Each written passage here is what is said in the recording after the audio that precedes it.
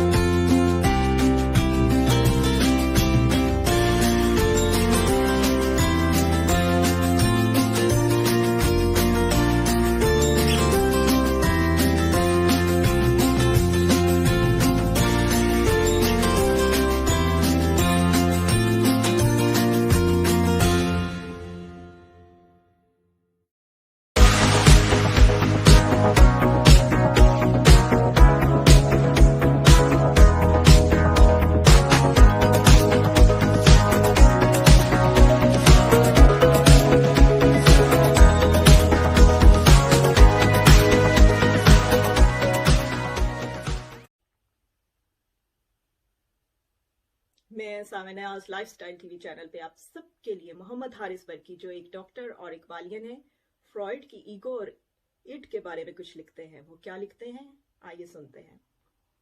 सब नशा है, करके सितम वो इंतहा का, करके सितम वो इंतहा का, कुछ देर होते हैं मेहरबां, हमारी जिंदगी का हासिल है इस मेहरबानी का नशा। लुत्फ बढ़ता गया जू जू शिद्दत जफा बढ़ती गई, उन्हें क्या खबर थी हम पे चढ़ा है खुद अजीती का नशा।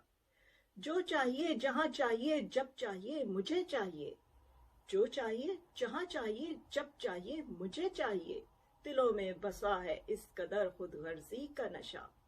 सबसे आला सबसे उर्फा कोई नहीं मेरे जैसा, करता है मखमूर जब छाता है खुद सताइशी का नशा। कुव्वते इक्तदार को कम ही हजम कर पाते हैं लोग, कम ज़र्फ कर देता है पागल कुर्सी का नशा। जिस कदर मजलूम हूँ इस कदर मजबूर हूँ, कदम क्या उठें जब हो जाए खुद तरसी का नशा। सर को धुनते धुनते होश हुए ऐसे गुम, दुनिया की खबर ही ना रही जब मौसीकी का छाया नशा। जुए को जिंदगी समझना और जिंदगी को जुआ, हार कर सब मालो मता उतर जाता है जवारी का नशा।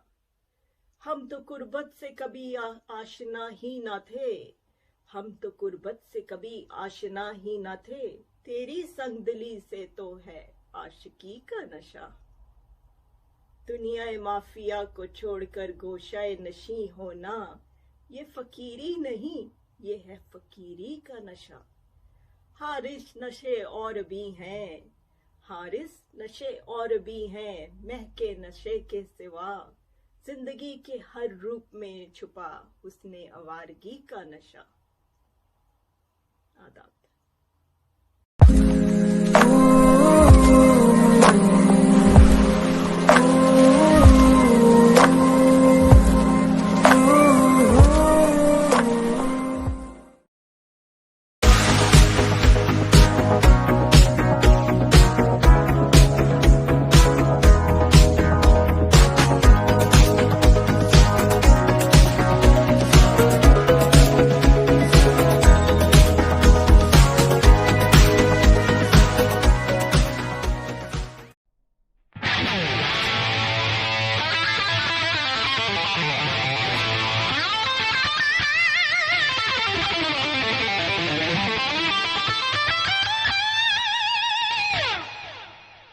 Hi, I'm Rocky Kramer, and you're watching Lifestyle TV USA.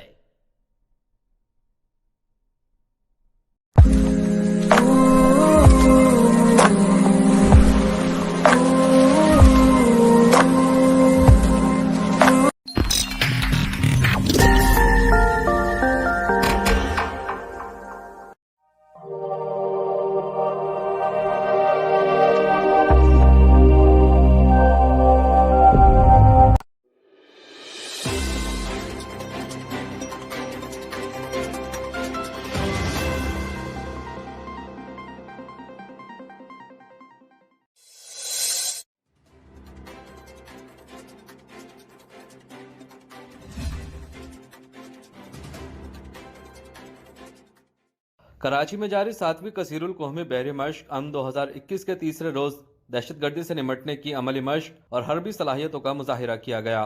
तकरीब में मेहमान खुसूसी chairman joint chiefs of committee general Nadeem Raza और मुख्तलिफ मुल्कों की बहरिया के मंदोबीन ने शिरकत की। तकरीब में फ्रांस, जर्मनी और ईरान समेत 40 से ज्यादा ममालिक के नुमाइंदों ने शिरकत की।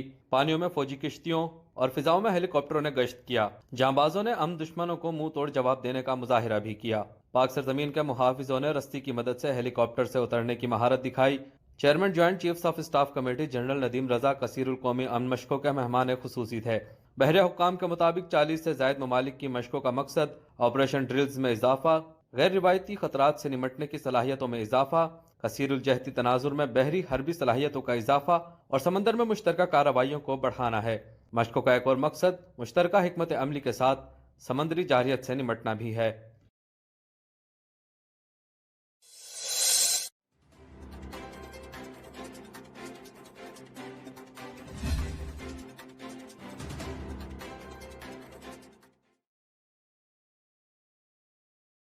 वज़ीर आज़म इमरान खान ने अगस्त तक 1 अरब पौधे लगाने का हदफ मुकर्रर कर दिया और चारों सूबों में शजरकारी मुहिम के दौरान खुद हिस्सा लेने का भी फैसला किया है। मीडिया रिपोर्ट्स के मुताबिक मौजूदा हुकूमत अब तक 70 करोड़ पौधे पहले ही लगा चुकी है। शजरकारी मुहिम में 35 करोड़ पौधे फरवरी से अगस्त तक लगाए जाएंगे। वज़ीर आज़म ने चारों सूबों में शजरकारी मुहिम में खुद हिस्सा लेने का फैसला किया। इमरान खान हफ्तावार एक सूबे में शजरकारी की तकरीब में शरीक होंगे। जराये ने बताया कि सूबों में शजरकारी तकारीब का मकसद लोगों में पौधे लगाने का रुझान पैदा करना है। इस हवाले से जराये का ये भी कहना है कि वज़ीर आज़म के मुआविन खुसूसी मौसमियाती तब्दीली मलिक अमीन असलम ने शेड्यूल तरतीब दे दिया। इमरान खान जल्द सिंध में मैंग्रोव से मुतालिक तकरीब में शरीक होंगे। ये भी कहा गया है कि मैंग्रोव जहरीली आबो हवा जज्ब करके समंदरी आलूदगी से बचाने का सबब बनते हैं। पंजाब, KPK और बलूचिस्तान जैतून की शजरकारी मुहिम में हिस्सा लेंगे, जबकि इस्लामाबाद, आज़ाद कश्मीर और GB में आबो हवा की मुनासबत से पौधे लगाए जाएंगे।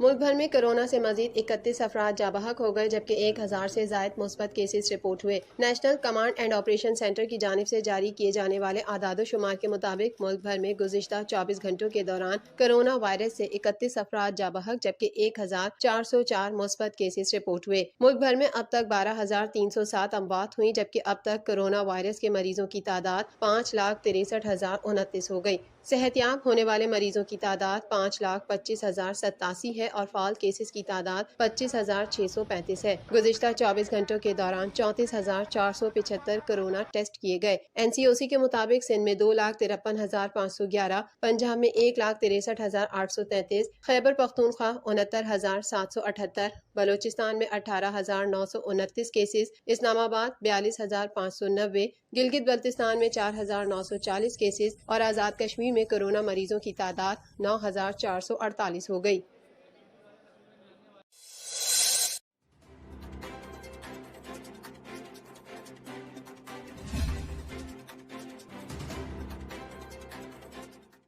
K2 की बुलंदियों में खो जाने वाले मारूफ पाकिस्तानी कोहे पैमा मोहम्मद अली सतपारा और साथियों की तलाश जारी। लापता कोहे पैमाओं की तलाश के लिए 8 रोज से कोशिशें जारी हैं, लेकिन ताहाल कामयाबी न मिल सकी। दूसरी जानिब खराब मौसम पाक फिजाइया के जदीद टेक्नोलॉजी से लेस तैयारों को इंतहाई बुलंदी पर उड़ान भरने की राह में रुकावट बन रही है। आज भी मौसम की खराबी की वजह से सर्च ऑपरेशन न किया जा सका। सर्च ऑपरेशन में पाक आर्मी एविएशन और मकामी कोहे पैमा हिस्सा ले रहे हैं। गुज़िश्ता 2 रोज के दौरान जारी सर्च ऑपरेशन के दौरान आइसलैंड और चिली के स्पेस एजेंसियों ने सैटेलाइट तस्वीर भी जारी कर दी हैं, जिनमें बोटलनेक के करीब चंद मकामात की निशानदेही की गई है। उम्मीद जाहिर की जा रही है कि शायद वहां लापता कोहे पैमा बर्फ के गार बनाए बैठे हैं। वाज़ेह है कि 5 फरवरी को K2 की चोटी को सर करने और वहां सब्ज हिलाली परचम लहराने का ख्वाब लिए मोहम्मद अली सतपारा और उनके साथी 8,200 की बुलंदी पर बॉटल नेक क्रॉस कर चुके थे कि उनसे मवासलाती राब्ता कट गया, जिसके बाद से ताहाल मोहम्मद अली सतपारा और साथी लापता हैं। मुहिम में शरीक साजिद सतपारा के मुताबिक उनके वालिद और साथियों ने चोटी सर कर ली थी। वापसी पे कोई हादसा हुआ होगा।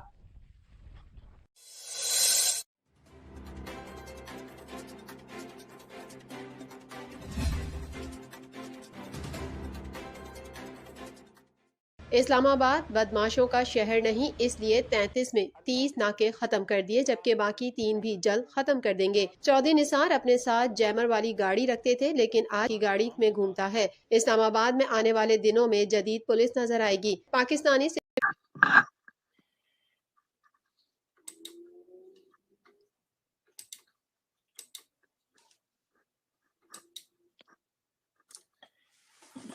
Good afternoon, ladies and gentlemen. This is Lifestyle with Dr. Moby. I'm Dr. Moby, and today we are honored with great guest.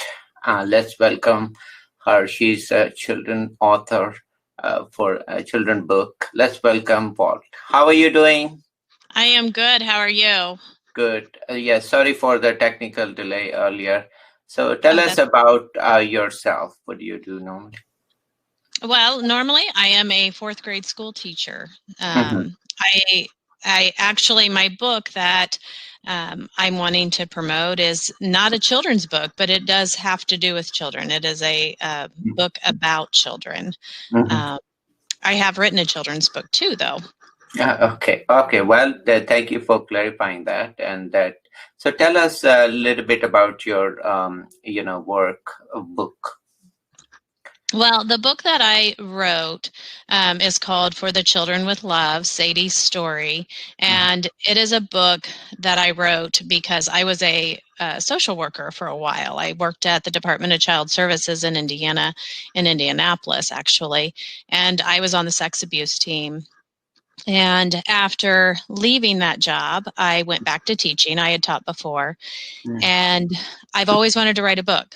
And after dealing with some students and some issues and different things like that, the idea came to me to write a book that addresses the issue of child sex abuse, using some of my experience through DCS, the different cases and different things that I had seen there. And so the book basically is about a social worker. Her name is Delaney, and she is really sick and tired of people hurting children and decides she just might have to take things into her own hands.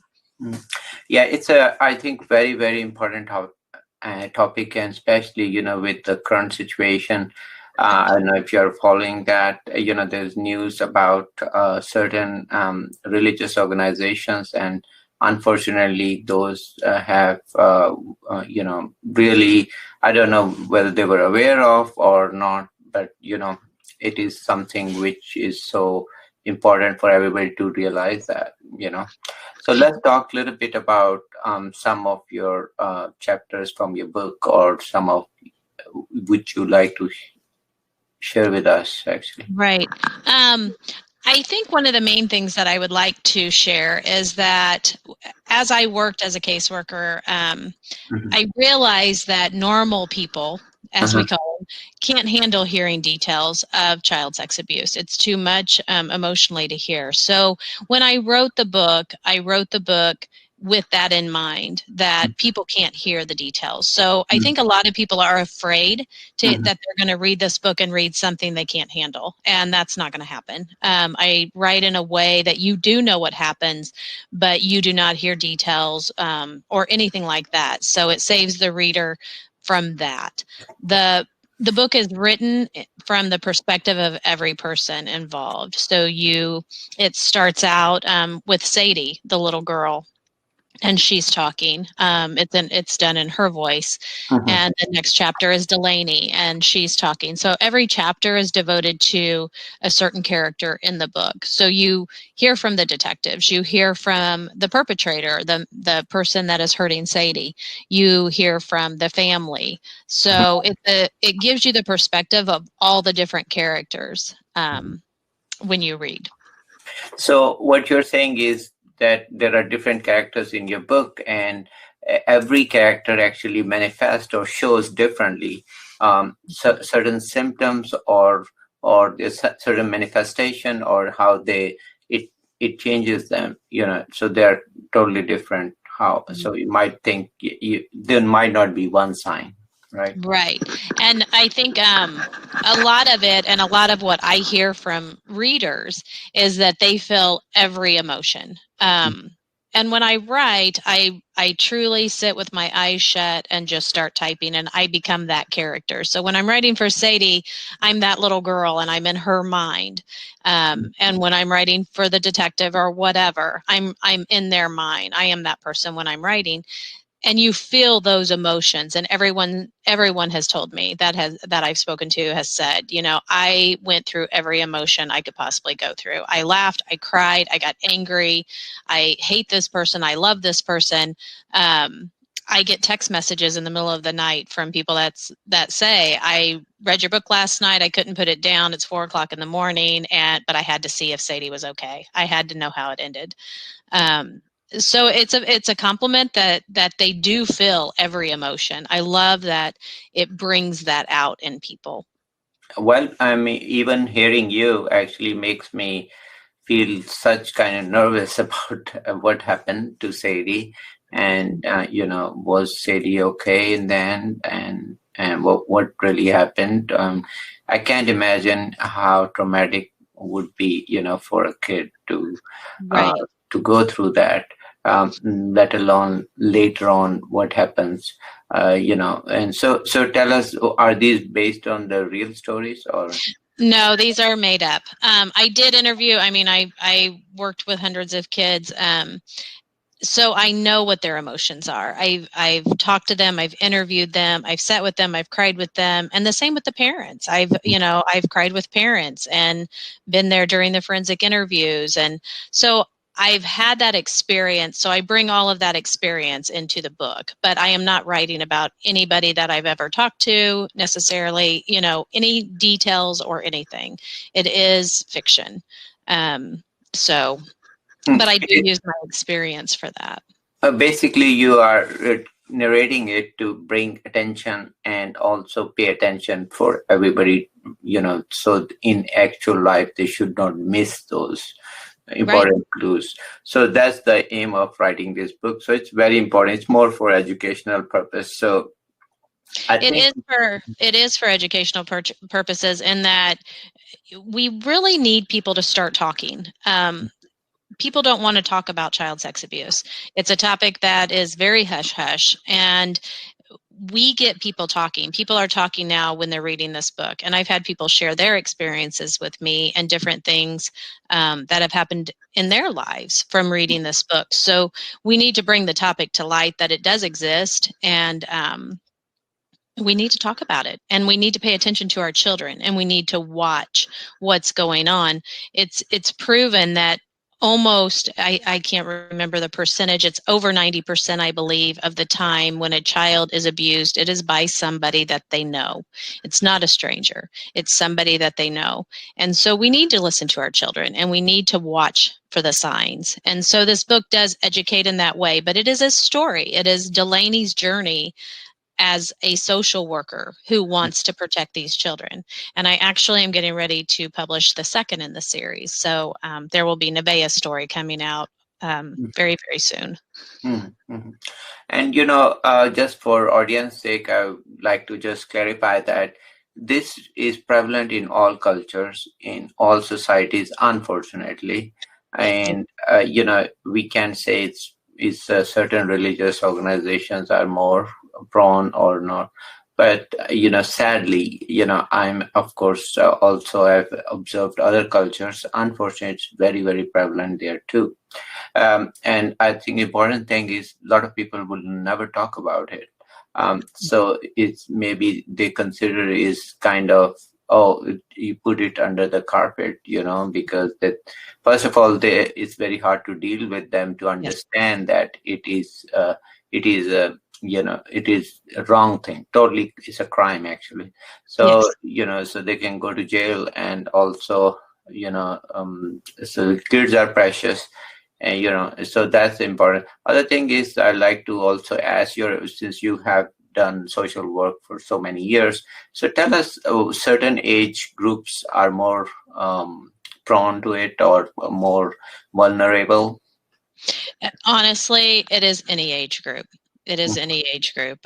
Your elementary children, they're almost an easy target because they don't talk. They can be manipulated. They can be hushed and afraid to tell. And that's why we have body safety programs and things like that in the schools, is to help these children to have a voice and to talk. But when it's somebody that they love, they don't always understand that what is happening is wrong. Mm-hmm. So it's important that we have these programs in our schools, but there is no age limit. Unfortunately, it happens at every age. And what about any male versus female?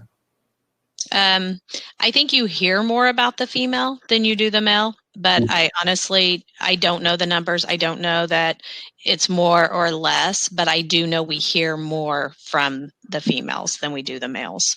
Mm-hmm. I think there's a stigma with the males. It's more of a shame somehow for them, and which is sad. We need to bring that out. Mm. So tell us some of the important signs for parents to look for.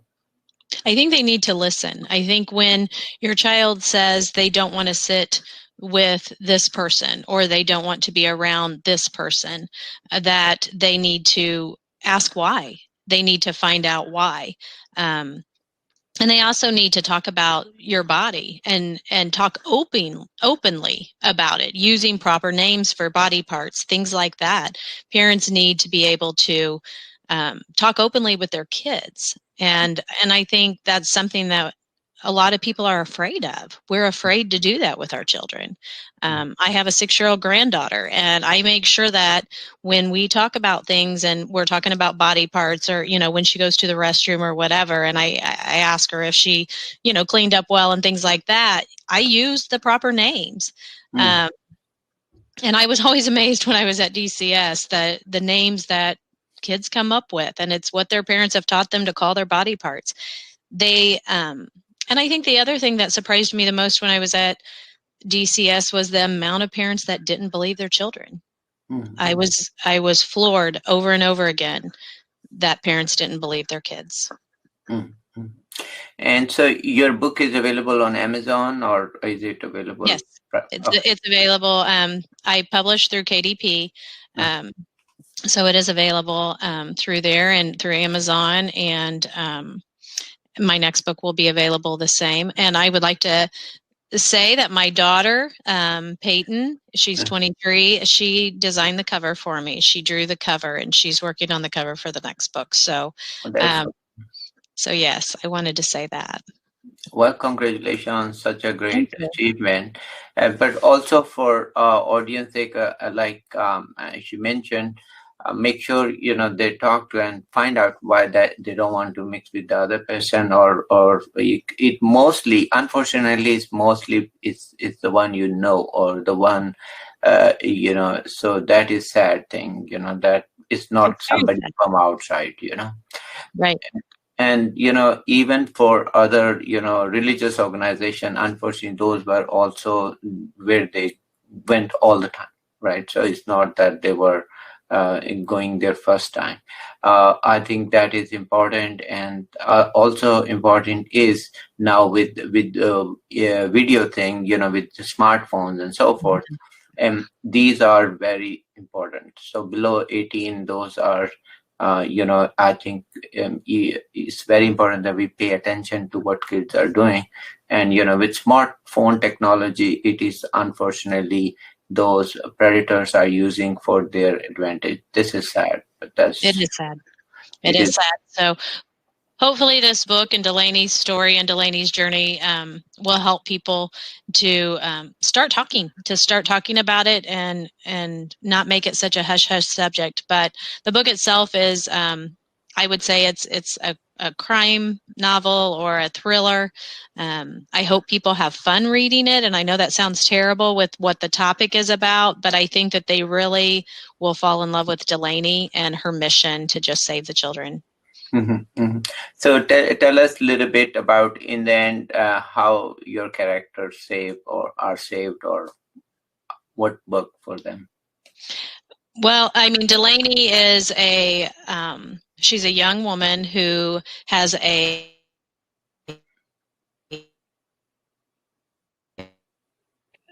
past. It talked about, and then she starts an organization called Children Come First, which is based off of a DCS or a Child Protective Services type organization, where she deals with children that have been sexually abused, and she works with the detectives and she works with the forensic interviewers. And then at home she has the one and the wonderful happy. So there's always a twist at the end. So I hope you'll read it, and I hope you'll enjoy it, and others will too. And again, I hope it gets people talking about the subject of child sexual abuse, and that we really do need to watch, listen, and protect our children. Okay. Yeah, well, thank you for coming to our show. Sorry, we had to do a little brief because of technical issues earlier, but thank you. And for all my audience, I really encourage people to check out her book. It's a great topic. It's actually for great cause. So we should all be supportive of her and her efforts. And thank you for coming to our show. Any final thoughts you have for my audience? I would like to point out this is an adult book. I want to make sure that they don't think that children should read this. They should not read this. So this is an adult book, and I do hope that it helps somebody. And I think that people who have been abused have told me that it helped them to feel justified, to finally feel like they have some justice, and to kind of cope and understand. So hopefully it will do good. And I really appreciate you, Dr. Moby. Thank you very much for having me. And thank you. Thank you for coming to our show. Take care. Thank you. Bye-bye. Bye.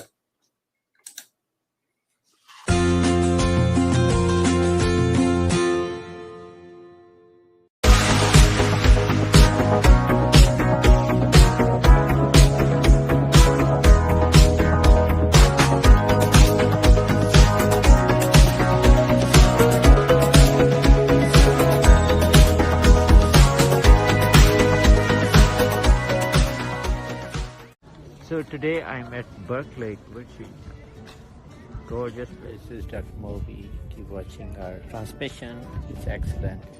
We really take care of your family needs as well as entertainment. So enjoy. And this is Dr. Moby checking out from Berkeley Marine. Hey, you want a picture?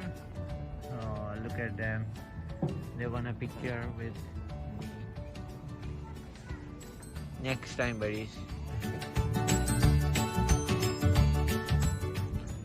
Look at the nice day to do boating as well as enjoy the nature. This is Berkeley. It's gorgeous. So it looks like we have great fishing here, Berkeley, and you can check. It is a lot of fishing actually, walleye. Wow. So those are really nice. This is nice if you like hiking. You can take trails and go there. It's really nice. Beautiful green, and you can imagine if you take a walk, you'll be very relaxed. As you can see, sun is shining through the trees. Gorgeous view. Gorgeous view. And it is so great, all green around us. So you can take a trail here and enjoy. As you can see, gorgeous day for fishing, and a lot of people are fishing. We are boating too.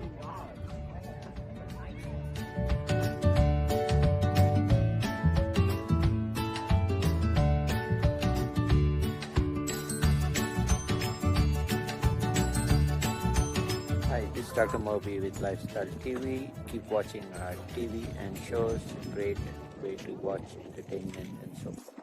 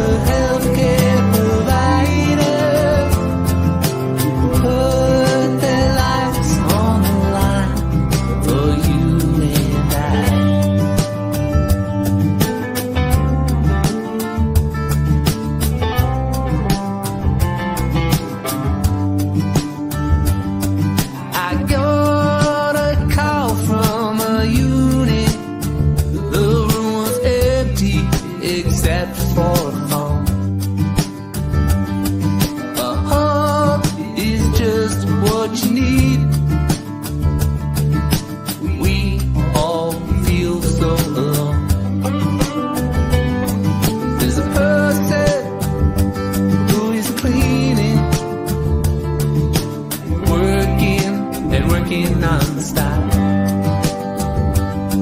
I wash my face and I am ready. It ain't time yet to close up shop.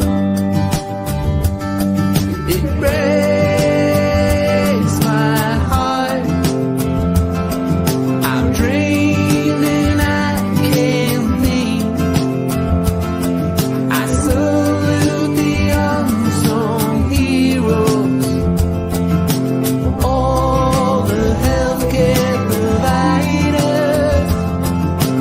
put their lives on the line for you and I.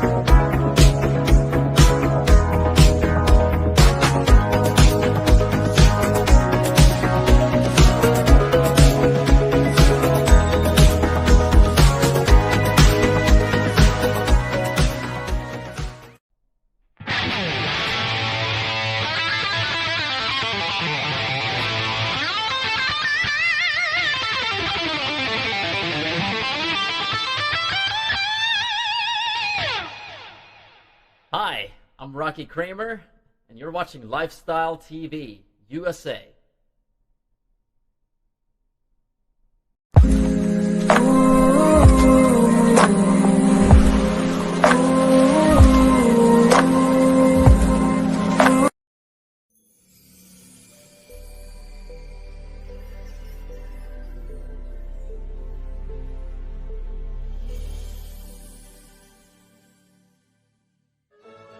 Coming up, we'll be on location at Best Health Sleep Center in Dumfries, Virginia, discussing the latest advances in sleep disorder treatment, health, and wellness, and how they can effectively treat sleep apnea and help you get a good night's sleep, as well as restoring your health and wellness with one of this area's top doctors, Dr. Mubashir Fazal. Dr. Fazal is board certified in sleep medicine, hospital medicine, as well as family medicine, and has well over 20 years of experience. Dr. Fazal also received a medal for academic excellence while he was attending medical school. He also was chief resident and then became chief of medicine at a hospital in Michigan. Dr. Fazal works extensively with not only the private sector, but also federal government organizations, including the VA and the U.S. Army, among others. Dr. Fazal is also one of the very few doctors in this DMV region who specializes in both pediatric as well as adult sleep medicine. He is widely recognized as one of this region's top doctors. Welcome to the Best Health Sleep Center. This is Dr. Fazal, Medical Director, as well as Board Certified Sleep Specialist. I'm here to help all your sleep needs. We serve Maryland and Virginia area, and we take care of adult as well as pediatric population. Welcome.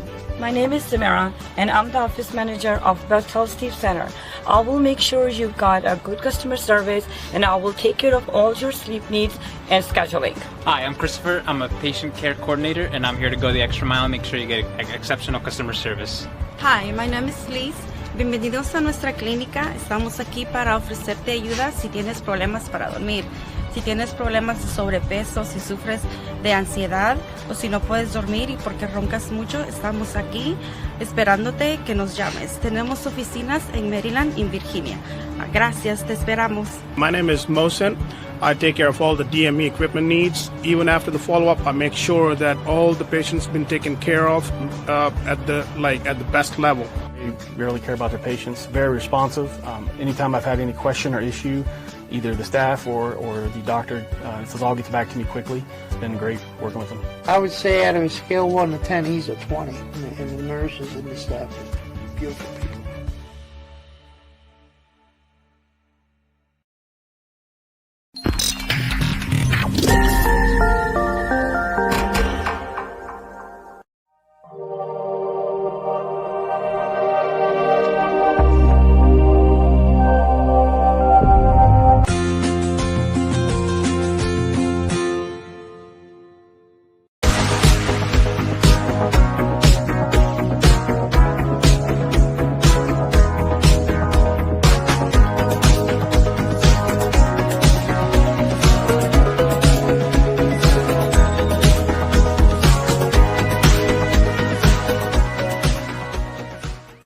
So today I'm at Berkeley, Virginia.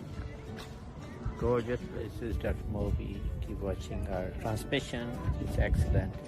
We really take care of your family needs as well as entertainment. So enjoy. And this is Dr. Moby checking out from Berkeley Marine. Hey, you want a picture? Oh, look at them. They want a picture with me. Next time, buddies. Look at the nice day to do boating as well as enjoy the nature. This is Berkeley. It's gorgeous. So it looks like we have great fishing here, Berkeley, and you can check. It is a lot of fishing actually, walleye. Wow. So those are really nice. This is nice if you like hiking. You can take trails and go there. It's really nice. Beautiful green, and you can imagine if you take a walk, it'll be very relaxed. As you can see, sun is shining through the trees. Gorgeous view. Gorgeous view. And it is so great, all green around us. So you can take a trail here and enjoy. As you can see, gorgeous, gorgeous day for fishing. And a lot of people are fishing. We have boating too.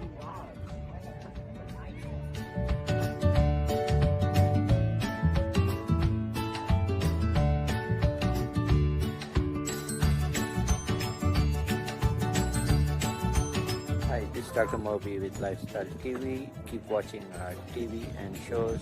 Great way to watch entertainment and so forth.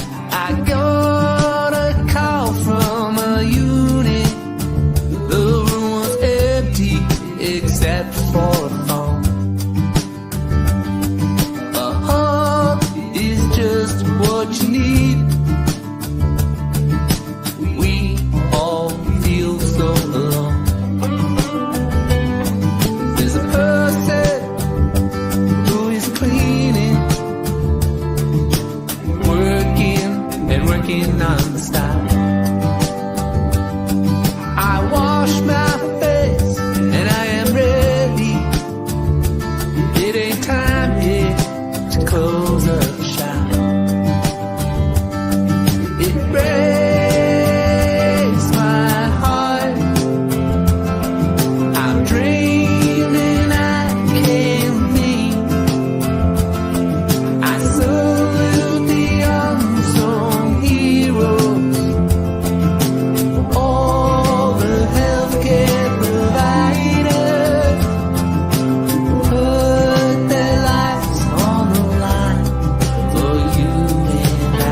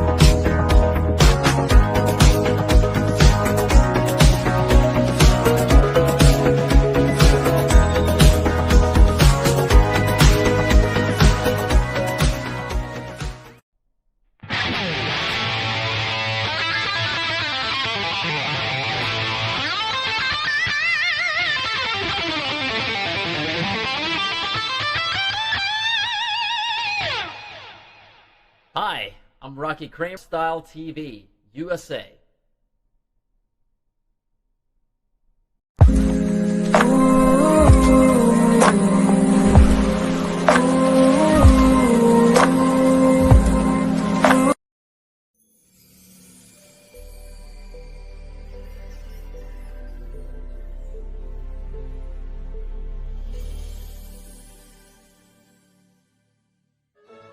Coming up, we'll be on location at Best Health Sleep Center in Dumfries, Virginia, discussing the latest advances in sleep disorder treatment, health, and wellness, and how they can effectively treat sleep apnea and help you get a good night's sleep, as well as restoring your health and wellness with one of this area's top doctors, Dr. Mubashir Fazal. Dr. Fazal is board certified in sleep medicine, hospital medicine, as well as family medicine, and has well over 20 years of experience. Dr. Fazal also received a medal for academic excellence while he was attending medical school. He also was chief resident and then became chief of medicine at a hospital in Michigan. Dr. Fazal works extensively with not only the private sector, but also federal government organizations, including the VA and the U.S. Army, among others. Dr. Fazal is also one of the very few doctors in this DMV region who specializes in both pediatric as well as adult sleep medicine. He is widely recognized as one of this region's top doctors. Welcome to the Best Health Sleep Center. This is Dr. Fazal, Medical Director, as well as Board Certified Sleep Specialist. I'm here to help all your sleep needs. We serve Maryland and Virginia area, and we take care of adult as well as pediatric population. Welcome. My name is Samara, and I'm the office manager of Best Health Sleep Center. I will make sure you've got a good customer service, and I will take care of all your sleep needs and scheduling. Hi, I'm Christopher. I'm a patient care coordinator, and I'm here to go the extra mile and make sure you get exceptional customer service. Hi, my name is Liz. Bienvenidos a nuestra clínica. Estamos aquí para ofrecerte ayuda si tienes problemas para dormir. Si tienes problemas de sobrepeso, si sufres de ansiedad o si no puedes dormir y porque roncas mucho, estamos aquí esperándote que nos llames. Tenemos oficinas en Maryland y Virginia. Gracias, te esperamos. My name is Mohsen. I take care of all the DME equipment needs. Even after the follow-up, I make sure that all the patients been taken care of at the best level. They really care about their patients. Very responsive.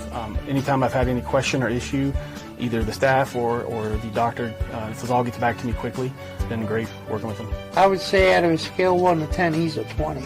And the nurses and the staff are beautiful people.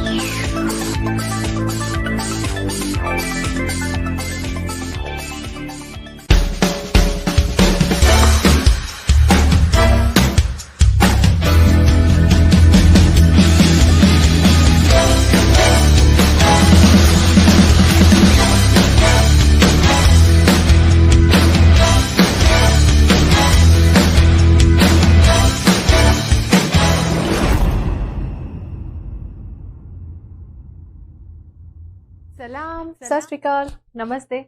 और मैं हूं आमना इनाम आपके साथ हंसते हंसते। क्या हाल है आप सबके जी? कैसे हैं आप सब?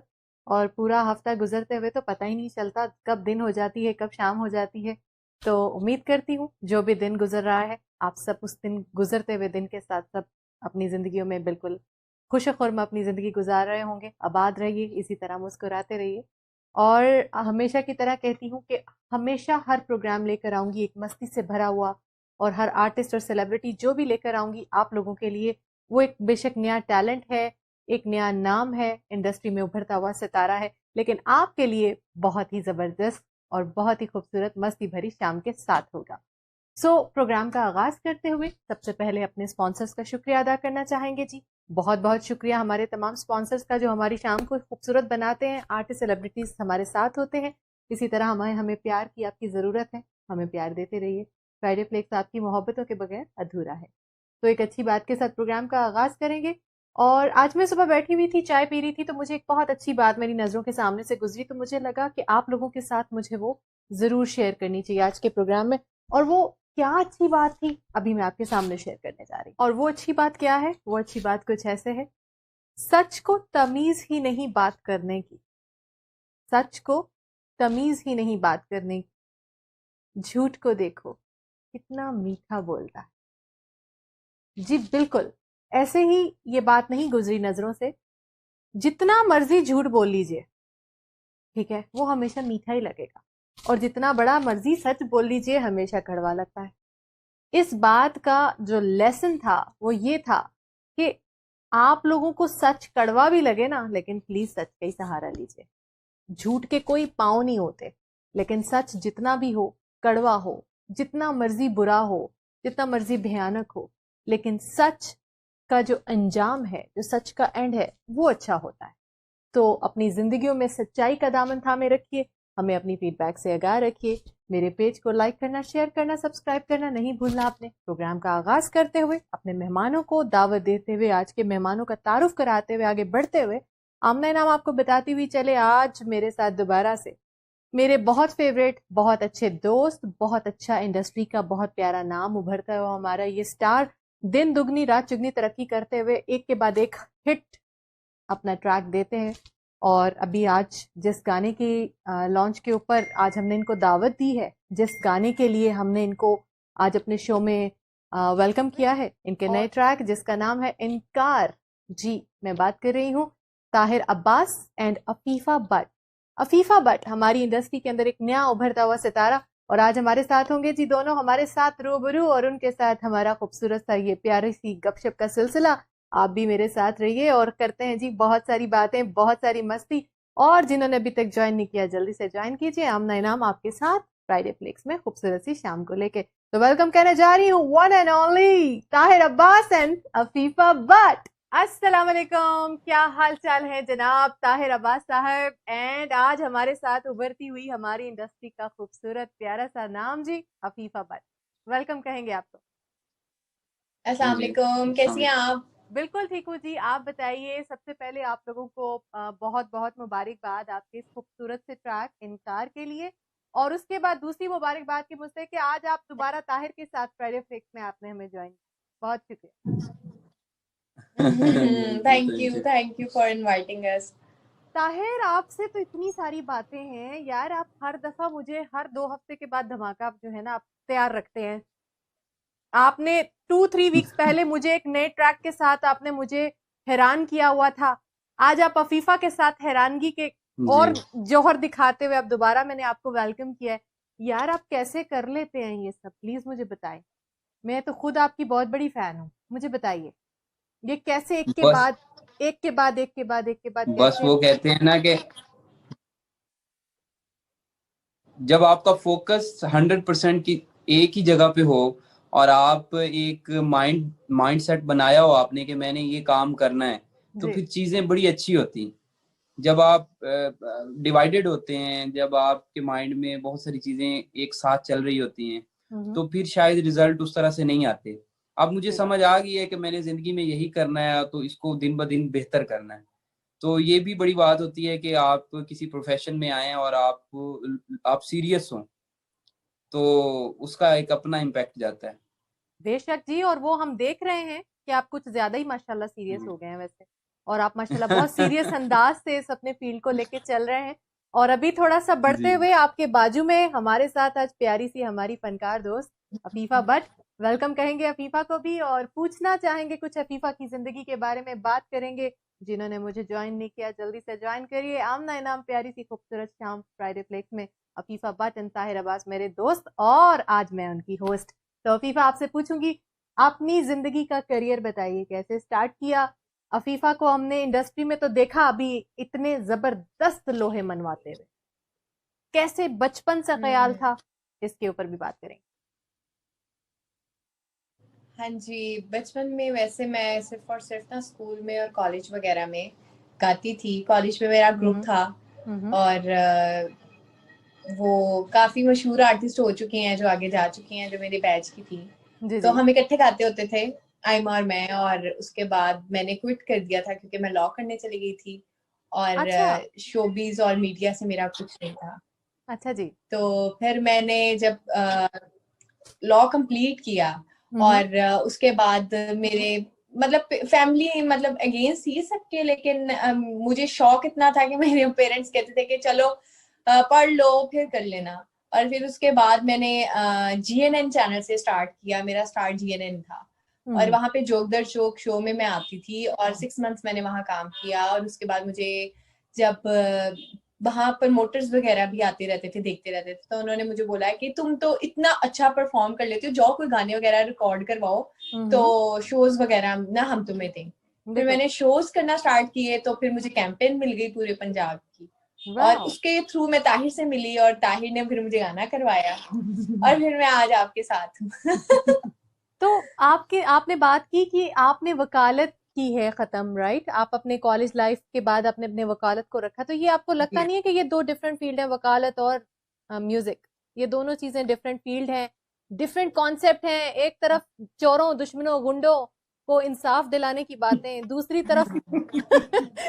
तरफ आपके सामने एक और फील्ड है जिसमें सिर्फ सुरों की बात है, ताल की बात है, म्यूजिक और ये सब चीजें। क्या ख्याल है? लेकिन अगर देखा जाए तो मेरी स्टडीज में भी अगर देखा जाए, अगर आज टीचर्स मुझे देखते हैं तो वो मुझे कहते हैं कि तुम ये किस साइड पे चली गई हो, तुम तो हमारी इतनी ब्राइट स्टूडेंट थी, क्योंकि मैंने लॉ में 2nd टॉप था मेरा जी। और मुझे टीचर्स कहते हैं अब कि तुम उस साइड पे क्यों चली गई हो, तुम्हें तो टीचिंग में आना चाहिए था। और जब मैं मतलब मेरा अपना शौक था, लेकिन मैंने जो ग्रेजुएशन की थी वो मैंने जर्नलिज्म में ही की थी, मीडिया में ही की थी। मीडिया में, ओके। और फिर मैंने लॉ किया था, वो भी फैमिली कहती थी कि तुम ना कोई अच्छी सी डिग्री करो। अच्छा, तो फिर ये बताइए, चले ये तो क्लियर हो गया, इसका मतलब है कि थोड़ा सा कहीं ना कहीं वो जरासीम मीडिया वाली साइड के जो थे वो बंदे के अंदर बीच में पढ़ाई से करने के बाद आए, इसको कह सकते हैं। तो पढ़ाई मुकम्मल की उसके बाद ये जरासीम जो है इसके अंदर आए। जरासीम ये नहीं है कि आप इसको, मैं कोई गलत लफ्ज इसको इस्तेमाल करी हूँ, जरासीम होना बहुत अच्छी बात है, जिसमें ये वायरस होना बहुत अच्छी बात है, जिसमें एक्टिंग का वायरस है, जिसमें टैलेंट है उसी में वायरस है, ये भी सीधी सी बात। और इसका, और मेरे ख्याल में हमें इसको फखर के साथ बयान करना चाहिए कि हमारे अंदर ये टैलेंट है। तो बात करेंगे आगे थोड़ा सा। अब ताहिर अब्बास और अफीफा भट्ट हमारे साथ बैठे हुए हैं, तो ये कैसे मुमकिन है कि गाने के आगाज के बगैर गुफ्तगू का सिलसिला बढ़ाए? तो जरा फिर हो जाए हम सबके देखने वालों के लिए, फ्राइडे फ्लेक्स के फैंस, आपके फैंस के लिए गाना जिसका नाम है जी इनकार।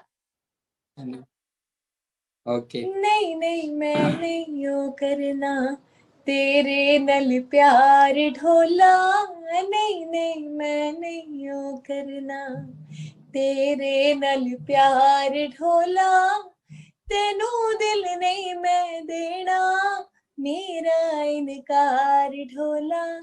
नहीं नहीं मैं नहीं यूं करना, तेरे नल प्यार ढोला, नहीं नहीं मैं नहीं यूं करना, तेरे नल प्यार ढोला, तेनू दिल नहीं मैं देना, मेरा इनकार ढोला, नहीं नहीं मैं नहीं यूं करना।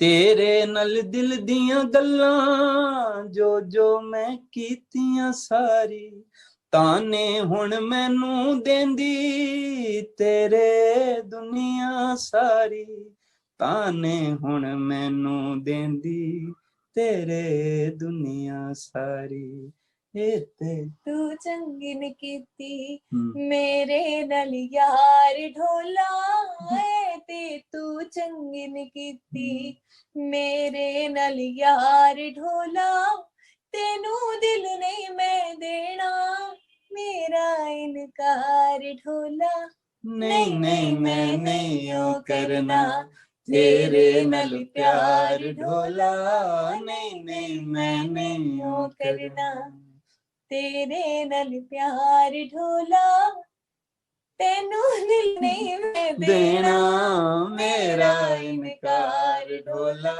नहीं नहीं मैं नहीं यूं करना। क्या बात है जी। वैसे एक गल है, ਇਹ ਤੇ ਜ਼ਿਆਦਤੀ है, ਇਹ ਤੇ ਜ਼ਿਆਦਤੀ है ताहिर साहब, क्यों नहीं देना तुझे दिल, ਇਹ ਤੇ ਜ਼ਿਆदती है।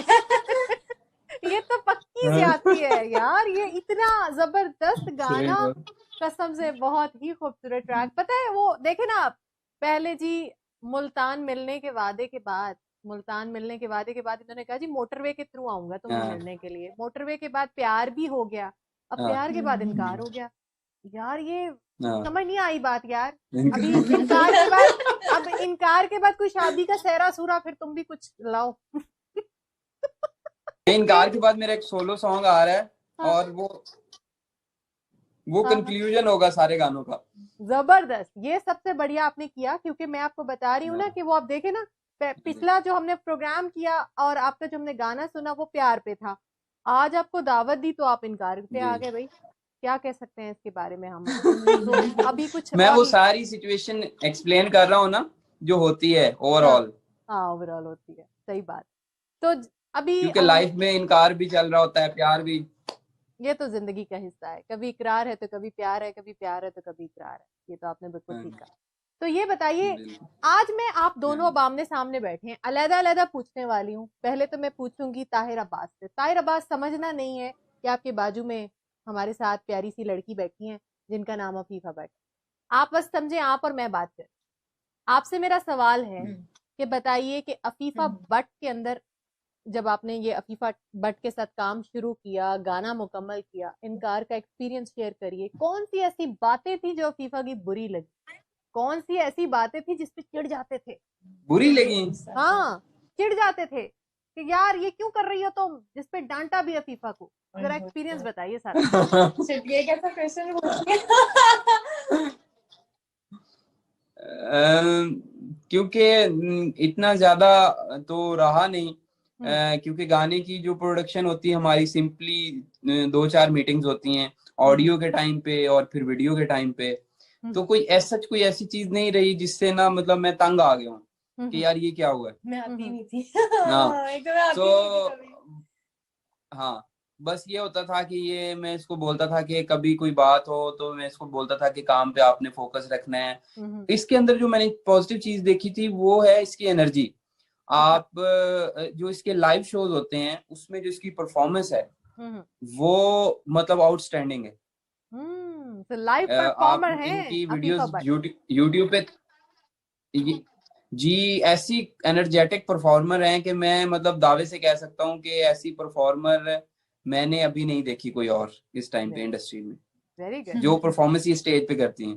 तो फिर आपने इनको डांटा तो नहीं? वो इनका एक क्रेडिट है कि नहीं क्योंकि ये परफॉर्मर बहुत अच्छी थी, इनके अंदर एनर्जी। और आपने देखा होगा कि गाने के अंदर ना इनकार में वो पूरी इनके अंदर की एक पर्सनैलिटी वैसी है लड़ाकू वाली पर्सनैलिटी है। वो पता चल रहा है कि ये मैंने तो कहा शायद इनकार गाना सूट किया इन पे। मैंने कहा शायद अभी ताहिर बताने वाले हैं यार मैंने थोड़ा सा डांटा, इन्होंने मेरे आगे आके कहा खबरदार मुझे अब डांटा तुमने, तुम्हें पता है मैं वकील भी हूँ। ऐसी है कोर्ट में ले जाऊंगी। ऐसी है ये थोड़ी सी बदमाश भी है, लड़ाका भी है। तुम्हें मैं सू कर दूंगी, तुम पे मैं केस कर दूंगी। शुक्र करें आपने ऐसी बात नहीं की। सही बात। तो अभी इसी तरह अब आपकी तरफ बस ये ऐसी जी प्लीज बोले। जी मैं ये कह रहा था कि ऐसी हैं, इनकी पर्सनैलिटी पे सूट किया ये गाना, इसलिए इनकार गाना इनके साथ किया। Good.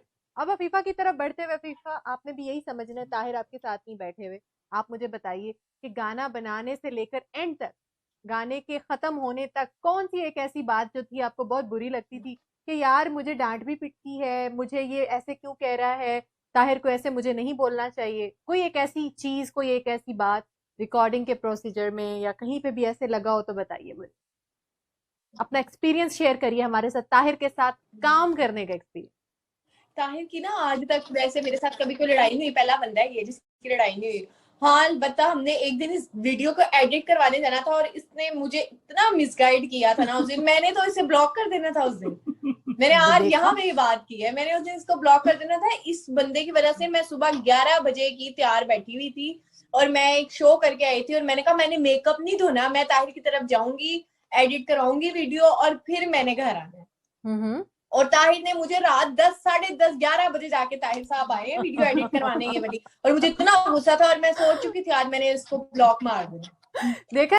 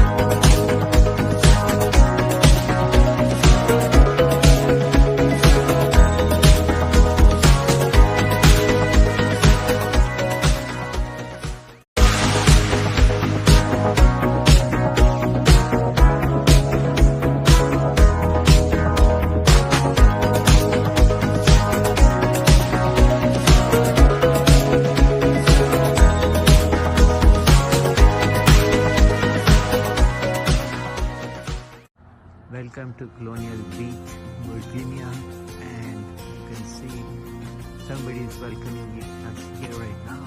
So let's check out and go closer to them. Hello, how are you all doing? Hey everybody, I'm at Colonial Beach, at this nice, somebody very good, whatever I'm getting.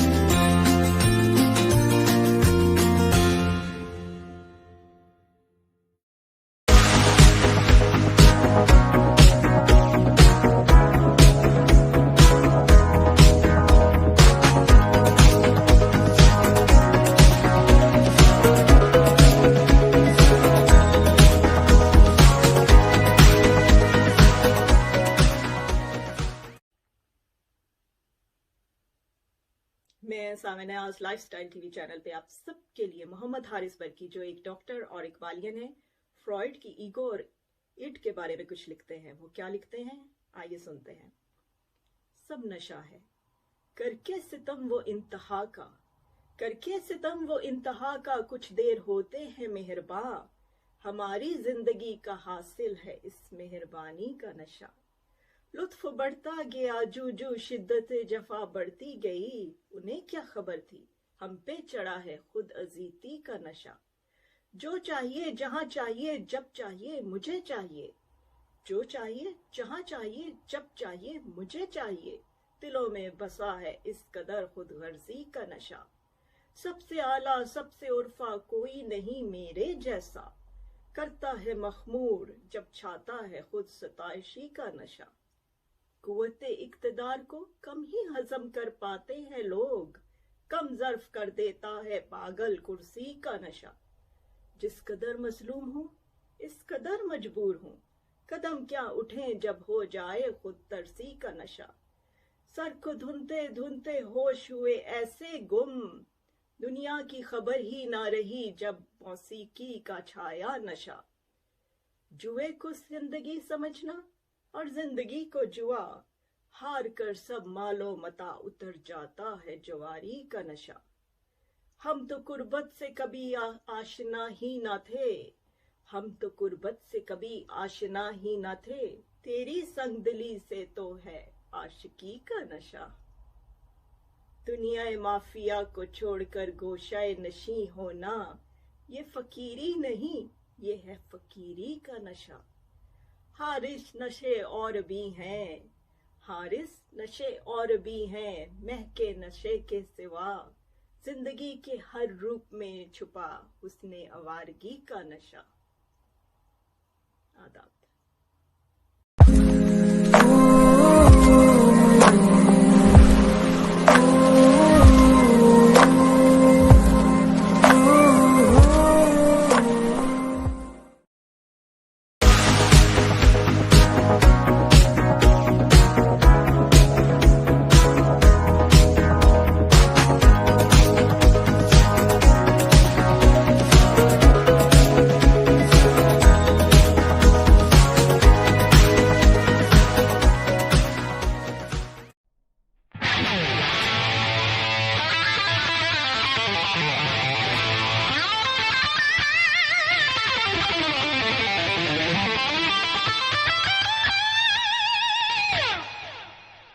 Hi, I'm Rocky Kramer, and you're watching Lifestyle TV, USA.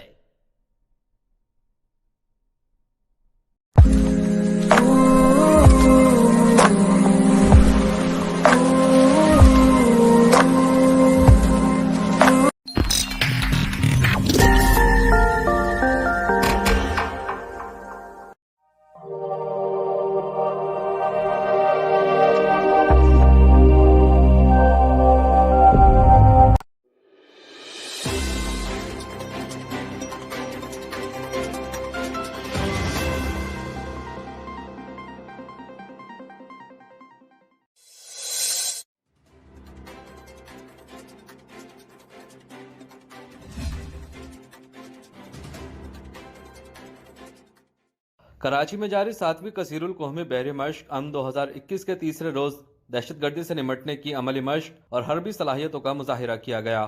तकरीब में मेहमान खुसूसी chairman joint chiefs of committee general Nadeem Raza और मुख्तलिफ मुल्कों की बहरिया के मंदोबीन ने शिरकत की। तकरीब में फ्रांस, जर्मनी और ईरान समेत 40 से ज्यादा ममालिक के नुमाइंदों ने शिरकत की।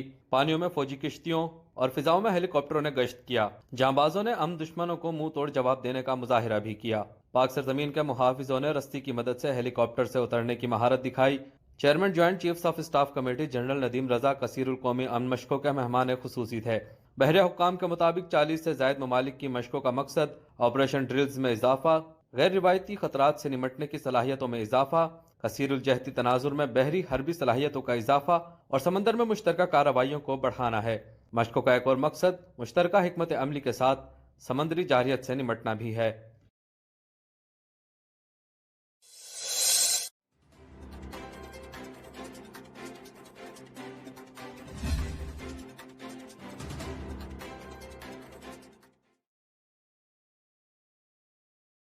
वज़ीर आज़म इमरान खान ने अगस्त तक 1 अरब पौधे लगाने का हदफ मुकर्रर कर दिया और चारों सूबों में शजरकारी मुहिम के दौरान खुद हिस्सा लेने का भी फैसला किया है। मीडिया रिपोर्ट्स के मुताबिक मौजूदा हुकूमत अब तक 70 करोड़ पौधे पहले ही लगा चुकी है। शजरकारी मुहिम में 35 करोड़ पौधे फरवरी से अगस्त तक लगाए जाएंगे। वज़ीर आज़म ने चारों सूबों में शजरकारी मुहिम में खुद हिस्सा लेने का फैसला किया। इमरान खान हफ्तावार एक सूबे में शजरकारी की तकरीब में शरीक होंगे। ज़राए ने बताया कि सूबों में शजरकारी तकारीब का मकसद लोगों में पौधे लगाने का रुझान पैदा करना है। इस हवाले से ज़राए का ये भी कहना है कि वज़ीर आज़म के मुआविन खुसूसी मौसमियाती तब्दीली मलिक अमीन असलम ने शेड्यूल तरतीब दे दिया। इमरान खान जल्द सिंध में मैंग्रोव से मुतालिक तकरीब में शरीक होंगे। ये भी कहा गया है कि मैंग्रोव जहरीली आबो हवा जज्ब करके समंदरी आलूदगी से बचाने का सबब बनते हैं। पंजाब, KPK और बलूचिस्तान जैतून की शजरकारी मुहिम में हिस्सा लेंगे, जबकि इस्लामाबाद, आज़ाद कश्मीर और GB में आबो हवा की मुनासबत से पौधे लगाए जाएंगे।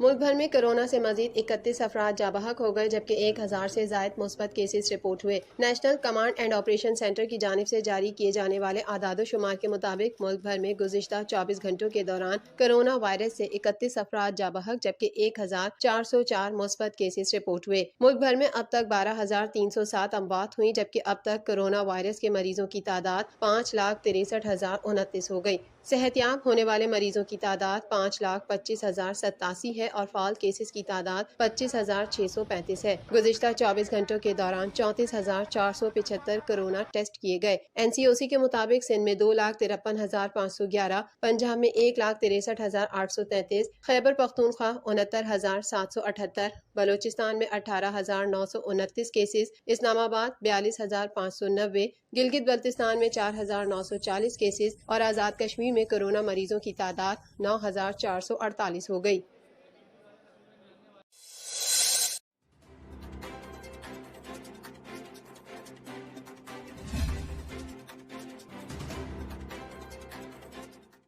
K2 की बुलंदियों में खो जाने वाले मारूफ पाकिस्तानी कोहे पैमा मोहम्मद अली सतपारा और साथियों की तलाश जारी। लापता कोहे पैमाओं की तलाश के लिए 8 रोज से कोशिशें जारी हैं, लेकिन ताहाल कामयाबी न मिल सकी। दूसरी जानिब खराब मौसम पाक फिजाइया के जदीद टेक्नोलॉजी से लेस तैयारों को इंतहाई बुलंदी पर उड़ान भरने की राह में रुकावट बन रही है। आज भी मौसम की खराबी की वजह से सर्च ऑपरेशन न किया जा सका। सर्च ऑपरेशन में पाक आर्मी एविएशन और मकामी कोहे पैमा हिस्सा ले रहे हैं। गुज़िश्ता 2 रोज के दौरान जारी सर्च ऑपरेशन के दौरान आइसलैंड और चिली के स्पेस एजेंसियों ने सैटेलाइट तस्वीर भी जारी कर दी हैं, जिनमें बोटलनेक के करीब चंद मकामात की निशानदेही की गई है। उम्मीद जाहिर की जा रही है कि शायद वहां लापता कोहे पैमा बर्फ के गार बनाए बैठे हैं। वाज़ेह है कि 5 फरवरी को K2 की चोटी को सर करने और वहां सब्ज हिलाली परचम लहराने का ख्वाब लिए मोहम्मद अली सतपारा और उनके साथी 8,200 की बुलंदी पर बॉटल नेक क्रॉस कर चुके थे कि उनसे मवासलाती राब्ता कट गया, जिसके बाद से ताहाल मोहम्मद अली सतपारा और साथी लापता हैं।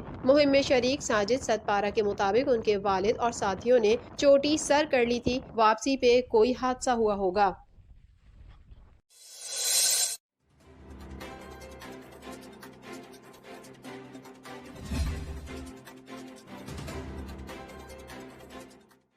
इस्लामाबाद बदमाशों का शहर नहीं, इसलिए 33 में 30 नाके खत्म कर दिए, जबकि बाकी 3 भी जल्द खत्म कर देंगे। चौधरी निसार अपने साथ जैमर वाली गाड़ी रखते थे, लेकिन आज वजीर दाखिला बगैर जैमर की गाड़ी में घूमता है। इस्लामाबाद में आने वाले दिनों में जदीद पुलिस नजर आएगी। पाकिस्तानी सिफारत खानों में 3 साल से जायद मुलाजमत करने वालों को वापस बुला रहे हैं।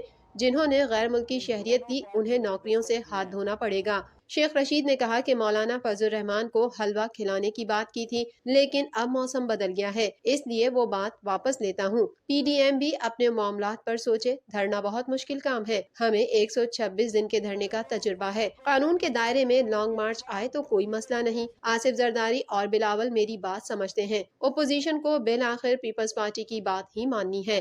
मैं PDM के लोगों से कहता हूँ, मेरी बात आसिफ जरदारी को समझ आ गई हुई है, बिलावल भी समझता, दिल से मेरी बात को समझता है। वो मेरे दिल के करीब है और मेरी दिल की बात समझता है। उसको पता है कि शेख रशीद सही कह रहा है। बिल आखिर इन्होंने पीपल्स पार्टी की बात माननी है। वजीर दाखिला ने कहा कि पाक अफवाज मुल्क के लिए कुर्बानियां दे रही है। जो लोग फौज को गालियां देते हैं, उनकी जबान खींच लेनी चाहिए। जो लोग फौज को गाली देते हैं, उनकी जुबान गुद्दी से खींच लेनी चाहिए कि अजीम सबूत जो जान हथेली पे रख के आपके लिए दहशतगर्दी खत्म की। 4 जमातें मुल्क को गैर मुस्तहकम करना चाहती हैं। वो लोग इंतशार फैला रहे हैं जो पाकिस्तान बनाने के भी खिलाफ थे। दुख मुस्लिम लीग नून का है। जो फौज के खिलाफ बात करे वो मुस्लिम लीगी नहीं। शेख रशीद ने कहा 3 मार्च को सेनेट इलेक्शन हो रहे हैं। सेनेट के इंतखाबात को मीडिया ने अहमियत दी है। सेनेट इलेक्शन ओपन करें या खुफिया करें, बिकने वाला बिक जाता है। बिकने वालों की लालच उन्हें बर्बाद कर देती है। किसी का एक वोट कम हो गया तो कयामत नहीं आ जाएगी।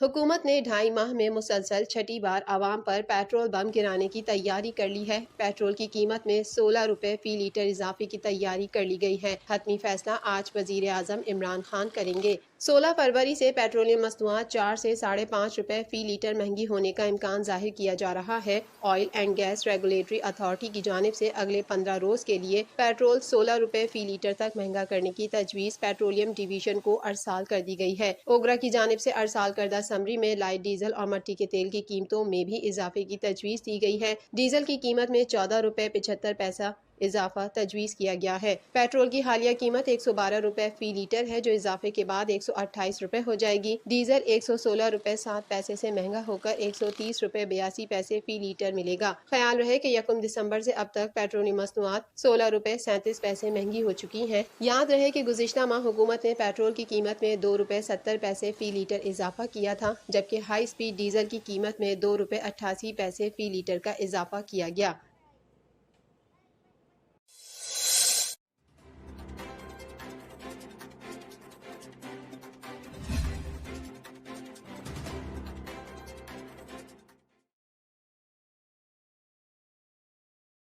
सेनेट इंतखाबात में हिस्सा लेने के लिए उम्मीदवारों की जानिब से कागजात नामजदगी जमा कराने का सिलसिला जारी है। इलेक्शन कमीशन की जानिब से गुज़िश्ता रोज सेनेट इलेक्शन के शेड्यूल में तब्दीली की गई थी, जिसके तहत उम्मीदवारों की जानिब से आज भी कागजात नामजदगी जमा कराए जाने का सिलसिला जारी है। इतवार के रोज पेशावर में पीपल्स पार्टी के उम्मीदवार शाजिया तहमास जबकि PTI के दोस्त मोहम्मद महसूद ने कागजात नामजदगी जमा कराए। इसके अलावा लाहौर में तहरीक इंसाफ के मलिक जहीर अब्बास खोकर ने कागजात नामजदगी जमा कराए हैं। सेनेट की 48 खाली निशिस्तों पर अब तक 75 के करीब उम्मीदवारों ने कागजात नामजदगी जमा करा दिए हैं, जिनमें शिबली फराज, सानिया निश्तर, अब्दुल हफीज शेख, फौजिया अरशद, जरका तैमूर, सैयद यूसुफ रजा गिलानी, सलीम मांडवीवाला, शीरी रहमान, फारूक नाइक, परवेज रशीद, ताज हैदरम मुशाहिदुल्लाह खान, करीम ख्वाजा, अब्बास आफरीदी और फरहतुल्लाह बाबर जैसे अहम रहनुमा शामिल हैं। वाज़ेह रहे कि इलेक्शन कमीशन पाकिस्तान ने सेनेट इंतखाबात के शेड्यूल में तब्दीली करते हुए कागजात नामजदगी जमा कराने के वक्त में 2 दिन का इजाफा किया था। ताहम इंतखाबात 3 मार्च को ही होंगे।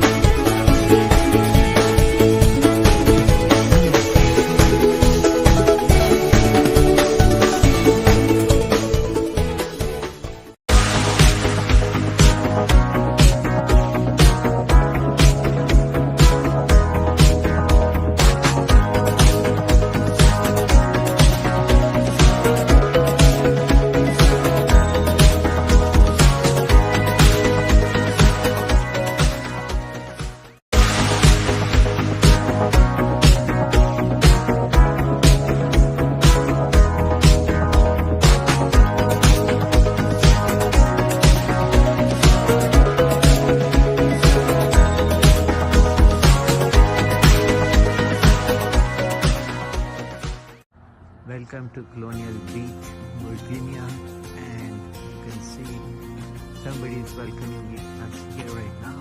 So let's check out and go closer to them.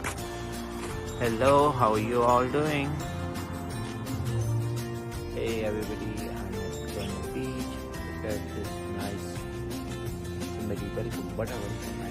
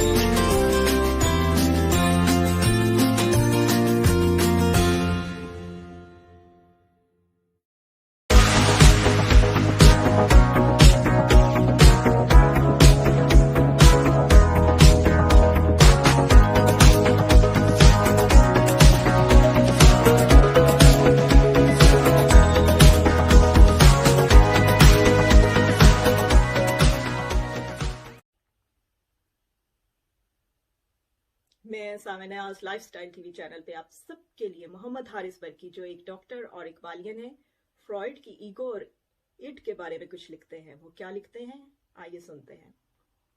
सब नशा है, करके सितम वो इंतहा का, करके सितम वो इंतहा का, कुछ देर होते हैं मेहरबां, हमारी जिंदगी का हासिल है इस मेहरबानी का नशा। लुत्फ बढ़ता गया जू जू शिद्दत जफा बढ़ती गई, उन्हें क्या खबर थी हम पे चढ़ा है खुद अजीती का नशा। जो चाहिए जहां चाहिए जब चाहिए मुझे चाहिए, जो चाहिए जहां चाहिए जब चाहिए मुझे चाहिए, दिलों में बसा है इस कदर खुद गर्जी का नशा। सबसे आला सबसे उर्फा कोई नहीं मेरे जैसा, करता है मखमूर जब छाता है खुद सताइशी का नशा। कुव्वते इक्तदार को कम ही हजम कर पाते हैं लोग, कम ज़र्फ कर देता है पागल कुर्सी का नशा। जिस कदर मजलूम हूँ इस कदर मजबूर हूँ, कदम क्या उठें जब हो जाए खुद तरसी का नशा। सर को धुनते धुनते होश हुए ऐसे गुम, दुनिया की खबर ही ना रही जब मौसीकी का छाया नशा। जुए को जिंदगी समझना और जिंदगी को जुआ, हार कर सब मालो मता उतर जाता है जवारी का नशा। हम तो कुर्बत से कभी आशना ही ना थे, हम तो कुर्बत से कभी आशना ही ना थे, तेरी संगदिली से तो है आशिकी का नशा। दुनिया माफिया को छोड़कर गोशाए नशी होना, ये फकीरी नहीं ये है फकीरी का नशा। हारिस नशे और भी हैं, हारिस नशे और भी हैं, महके नशे के सिवा, जिंदगी के हर रूप में छुपा उसने आवारगी का नशा। आदाब।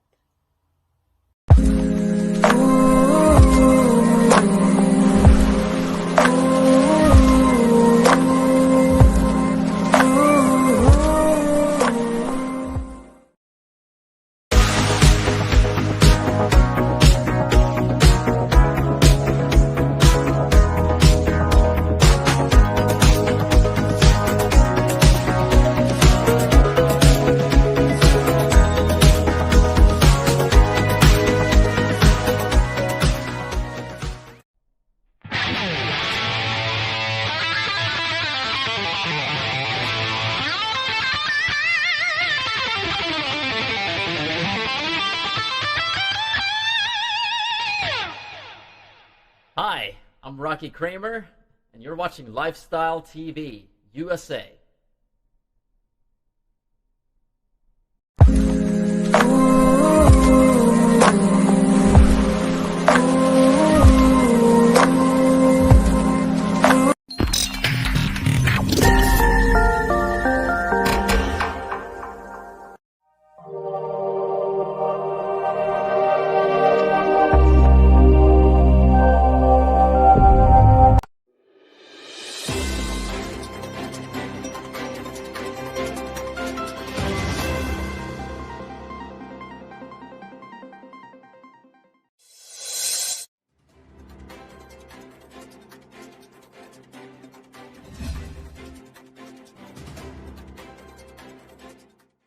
साबिक अमरीकी सदर डोनाल्ड ट्रंप के मवासे से बरियत के बाद अमरीकी सदर जो बाइडन ने अपने रद्द अमल का इजहार करते हुए कहा है कि जमहूरियत कमजोर है। अमरीकी सदर जो बाइडन ने डोनाल्ड ट्रंप की बरियत के बाद रद्द अमल के इजहार में कहा है कि ट्रंप को सजा नहीं मिल सकी, मगर आयद किया गया इल्जाम मुतनाज़ नहीं है। उन्होंने मजीद कहा कि अमरीकी पार्लियामेंट पर हमला हमारी तारीख का अफसोसनाक बाब है। इसने हमें याद दिलाया कि जमहूरियत कमजोर है। अमरीकी सदर जो बाइडन का ये भी कहना है कि हमें हमेशा चौकन्ना रहना चाहिए, जमहूरियत का हमेशा दिफा किया जाना चाहिए। वाज़ेह रहे कि साबिक अमरीकी सदर डोनाल्ड ट्रंप पर 6 जनवरी को अमरीकियों को उकसाकर कांग्रेस की इमारत पर हमला कराने का इल्जाम था।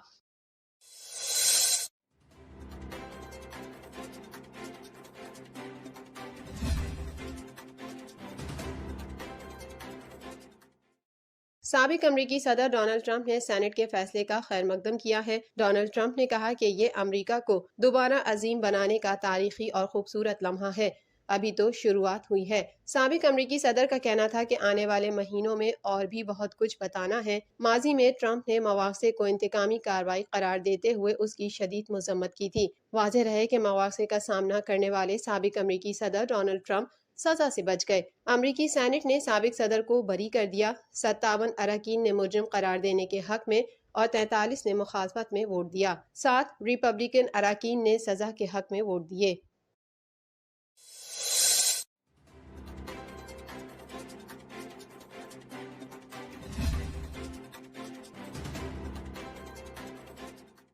अमरीका में कोरोना वायरस से अब तक 4,92,521 अफराद हलाक हो गए हैं, जबकि इससे बीमार होने वालों की मजमूई तादाद 2,81,06,704 हो चुकी है। कोरोना वायरस के अमरीका में 95,73,871 मरीज अस्पतालों, करंतना मराकज में जेर इलाज और घरों में आइसोलेशन में हैं, जिनमें से 19,927 की हालत तशवीशनाक है, जबकि 1,80,40,312 कोरोना मरीज अब तक शिफायाब हो चुके हैं। कोरोना वायरस के केसेस और इससे अमवात के एतबार से अमरीका पहले नंबर पर है, जहां इस वायरस से अब तक 4,92,521 अफराद मौत के मुंह में पहुंच चुके हैं, जबकि इससे बीमार होने वालों की मजमूई तादाद 2,81,06,704 हो चुकी है।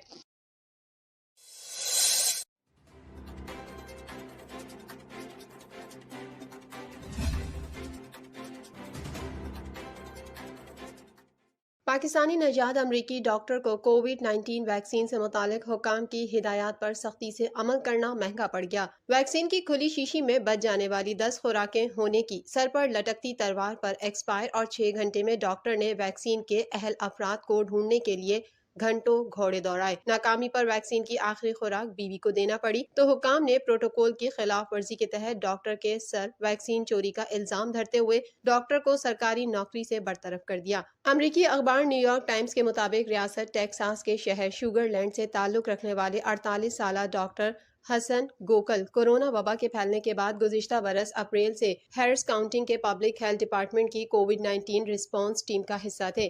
दिसंबर में उन्हें हुकाम की जानिब से ब्रीफिंग दी गई, जिसमें हाल ही में मंजूर शुदा वैक्सीन मॉडर्ना के इस्तेमाल के कवायद ज़वाबित से आगाह किया गया, जिसके तहत वैक्सीन की एक शीशी में मौजूद 10 खुराकों को शीशी खोलने के 6 घंटों के अंदर इस्तेमाल करना जरूरी है। डॉक्टर गोकल का कहना है कि उन्हें सख्ती से हिदायत दी गई थी कि कीमती वैक्सीन का एक भी कतरा जाया न किया जाए। दिसंबर में ह्यूस्टन में एक वैक्सीन इवेंट के दौरान वैक्सीन की एक शीशी खोलने के बाद डॉक्टर हसन गोकल के पास कोविड-19 की 10 खुराकें बच गई थीं, जो अगले 6 घंटों में ज़ायदुल मियाद होने वाली थीं। डॉक्टर गोकल को उन्हें फौरी इस्तेमाल करना जरूरी था। उन्होंने वैक्सीन के अहल अफराद को ढूंढने की पूरी कोशिश की। उन्होंने आखिरी खुराक फेफड़ों के मर्ज में मुब्तला अपनी बीवी को दी और 60 साल से जायद उम्र के दीगर अफराद को वैक्सीन दे दी। अपने सुपरवाइजर को इसकी तफसीलात जमा करवा दी। प्रोटोकॉल की खिलाफ वर्जी पर Harris county district attorney office ने उन पर $135 मालियत की वैक्सीन की 10 खुराकें चुराने के फर्द जुर्म आयद कर दी। अटॉर्नी ऑफिस ने कहा कि उन्होंने अपनी हैसियत का नाजायज इस्तेमाल किया और कानूनी तौर पर वैक्सीन के हकीकी हकदारों पर अपने अजीज अकारिब को फौकियत दी। बाद में इल्जामात बेबुनियाद होने के बायस उन पर से केस खारिज कर दिया गया, लेकिन बदनामी की वजह से वो दोबारा नौकरी के हुसूल में नाकाम रहे और अब तक बेरोजगार हैं। दूसरी जानिब डॉक्टर गोकल का कहना है कि ये उनकी जिंदगी के बदतरीन लम्हात हैं। सब कुछ बर्बाद हो गया है। इन बेबुनियाद इल्जामात से होने वाली बदनामी ने उनकी साख को नाकाबिले तलाफी नुकसान पहुंचाया है।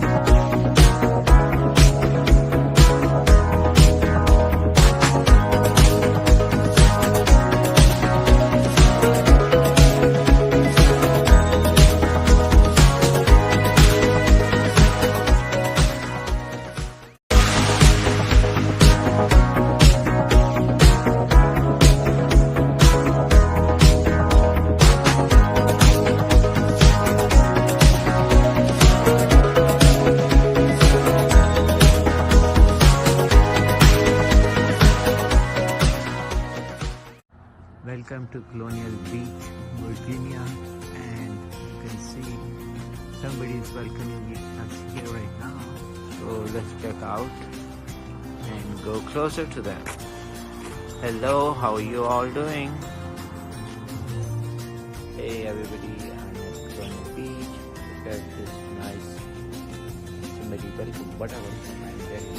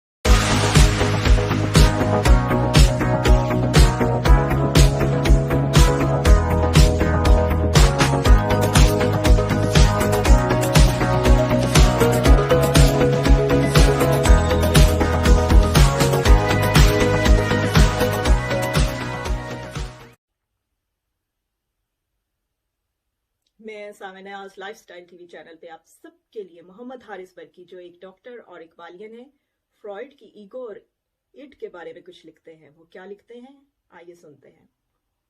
सब नशा है, करके सितम वो इंतहा का, करके सितम वो इंतहा का, कुछ देर होते हैं मेहरबां, हमारी जिंदगी का हासिल है इस मेहरबानी का नशा। लुत्फ बढ़ता गया जू जू शिद्दत जफा बढ़ती गई, उन्हें क्या खबर थी हम पे चढ़ा है खुद अजीती का नशा। जो चाहिए जहां चाहिए जब चाहिए मुझे चाहिए, जो चाहिए जहां चाहिए जब चाहिए मुझे चाहिए, दिलों में बसा है इस कदर खुद गर्जी का नशा। सबसे आला सबसे उर्फा कोई नहीं मेरे जैसा, करता है मखमूर जब छाता है खुद सताइशी का नशा। कुव्वते इक्तदार को कम ही हजम कर पाते हैं लोग, कम ज़र्फ कर देता है पागल कुर्सी का नशा। जिस कदर मजलूम हूँ इस कदर मजबूर हूँ, कदम क्या उठें जब हो जाए खुद तरसी का नशा। सर को धुनते धुनते होश हुए ऐसे गुम, दुनिया की खबर ही ना रही जब मौसीकी का छाया नशा। जुए को जिंदगी समझना और जिंदगी को जुआ, हार कर सब मालो मता उतर जाता है जवारी का नशा। हम तो कुर्बत से कभी आशना ही ना थे, हम तो कुर्बत से कभी आशना ही ना थे, तेरी संगदिली से तो है आशिकी का नशा। दुनिया माफिया को छोड़कर गोशाए नशी होना, ये फकीरी नहीं ये है फकीरी का नशा। हारिस नशे और भी हैं, हारिस नशे और भी हैं, महके नशे के सिवा, जिंदगी के हर रूप में छुपा हुस्ने आवारगी का नशा। आदाब।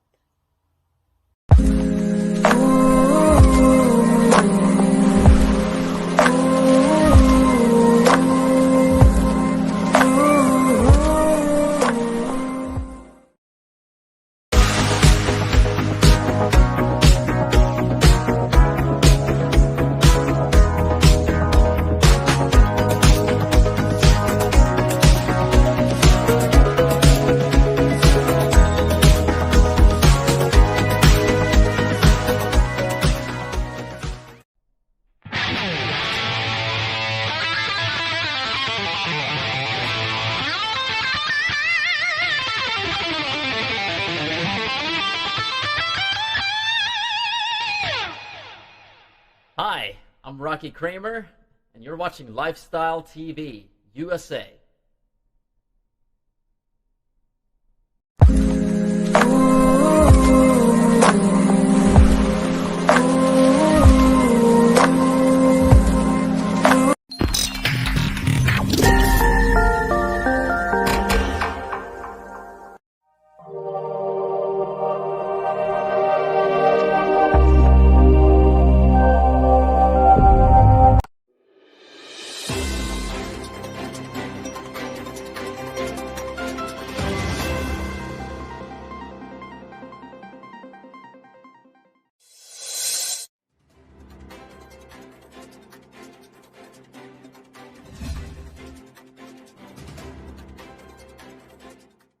बॉलीवुड स्टार करीना कपूर कहती हैं कि उन्होंने सैफ अली खान की मूंछों के बावजूद भी उनसे मोहब्बत की है। आज दुनिया भर में मगरिबी त्यौहार वैलेंटाइन डे मनाया जा रहा है। इस दिन लोग अपने प्यारों से अपनी मोहब्बत का इजहार करने के लिए उन्हें मुख्तलिफ तोहफे देते हैं, जिनमें लाल गुलाब और चॉकलेट्स सरे फहरिस्त हैं। इस मगरिबी त्यौहार को जहां दुनिया भर के लोग मना रहे हैं, तो वहीं नामवर शख्सियात भी इस दिन अपने प्यारों से अपनी मोहब्बत का इजहार करते दिखाई दे रही हैं। अब इस ज़मन में बॉलीवुड अदाकारा करीना कपूर ने समाजी राब्ते की वेबसाइट इंस्टाग्राम पर अपने शौहर सैफ अली खान के हमरा माजी की यादगार तस्वीर शेयर की है।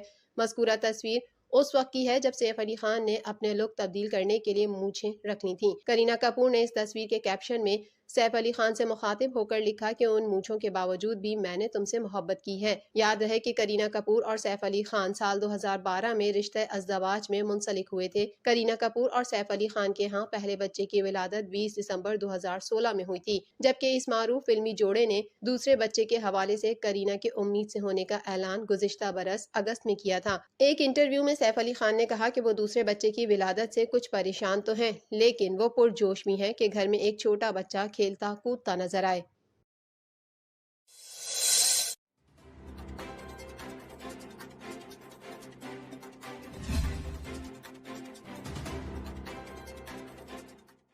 हॉलीवुड अदाकारा निकोल किडमैन पर सिडनी के थिएटर में एक शख्स ने हमला कर दिया, जिसके बाद उन्हें वहां से जाना पड़ा। गैर मुल्की मीडिया के मुताबिक 53 साला अदाकारा निकोल किडमैन अपने शौहर के साथ गुज़िश्ता माह थिएटर में शो देखने गई थीं।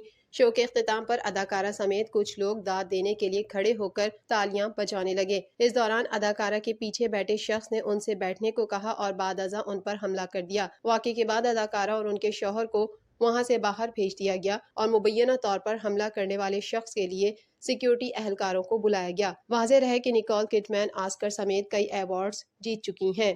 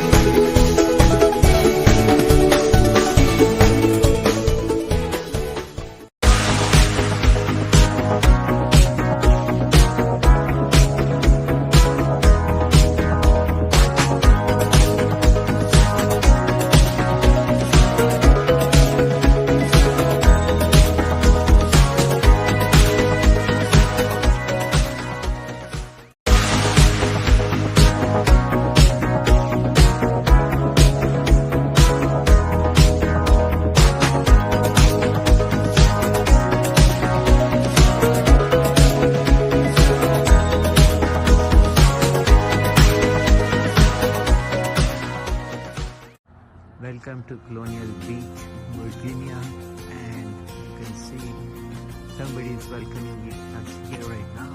So let's check out and go closer to them. Hello, how are you all doing? Hey everybody, I'm at Colonial Beach. Look at this nice, somebody welcome, whatever, I'm very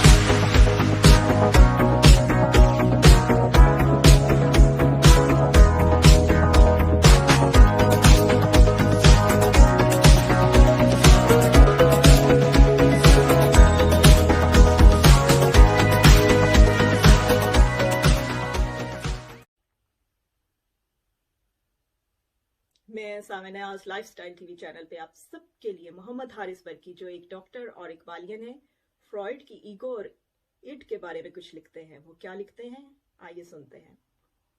सब नशा है, करके सितम वो इंतहा का, करके सितम वो इंतहा का, कुछ देर होते हैं मेहरबान, हमारी जिंदगी का हासिल है इस मेहरबानी का नशा। लुत्फ बढ़ता गया जू जू शिद्दत जफा बढ़ती गई, उन्हें क्या खबर थी हम पे चढ़ा है खुद अजीती का नशा। जो चाहिए जहां चाहिए जब चाहिए मुझे चाहिए, जो चाहिए जहां चाहिए जब चाहिए मुझे चाहिए, दिलों में बसा है इस कदर खुद गर्जी का नशा। सबसे आला सबसे उर्फा कोई नहीं मेरे जैसा, करता है मखमूर जब छाता है खुद सताइशी का नशा। कुव्वते इक्तदार को कम ही हजम कर पाते हैं लोग, कम ज़र्फ कर देता है पागल कुर्सी का नशा।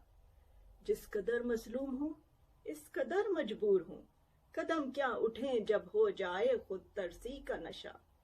सर को धुनते धुनते होश हुए ऐसे गुम, दुनिया की खबर ही ना रही जब मौसीकी का छाया नशा।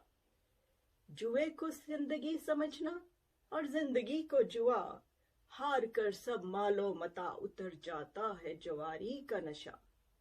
हम तो कुर्बत से कभी आशना ही ना थे, हम तो कुर्बत से कभी आशना ही ना थे, तेरी संगदिली से तो है आशिकी का नशा।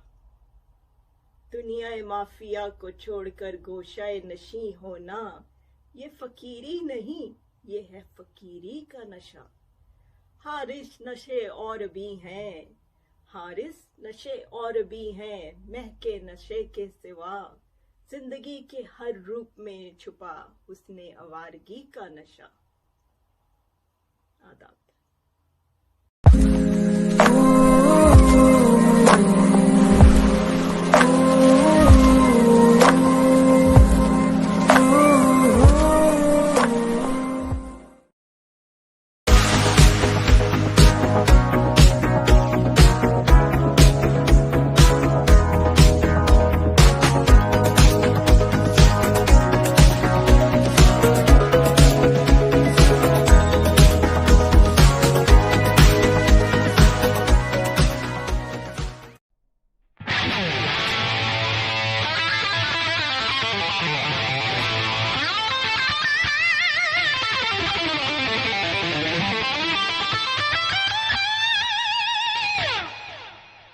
Hi, I'm Rocky Kramer, and you're watching Lifestyle TV, USA.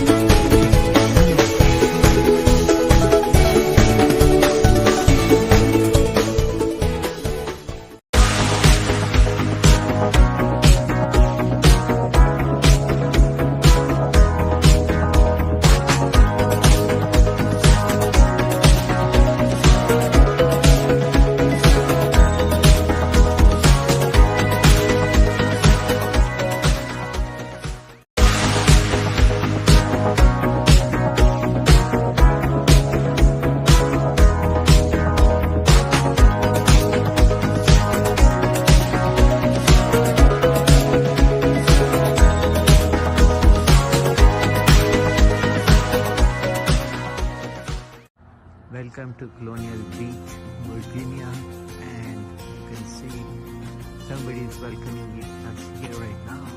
So let's check out and go closer to them.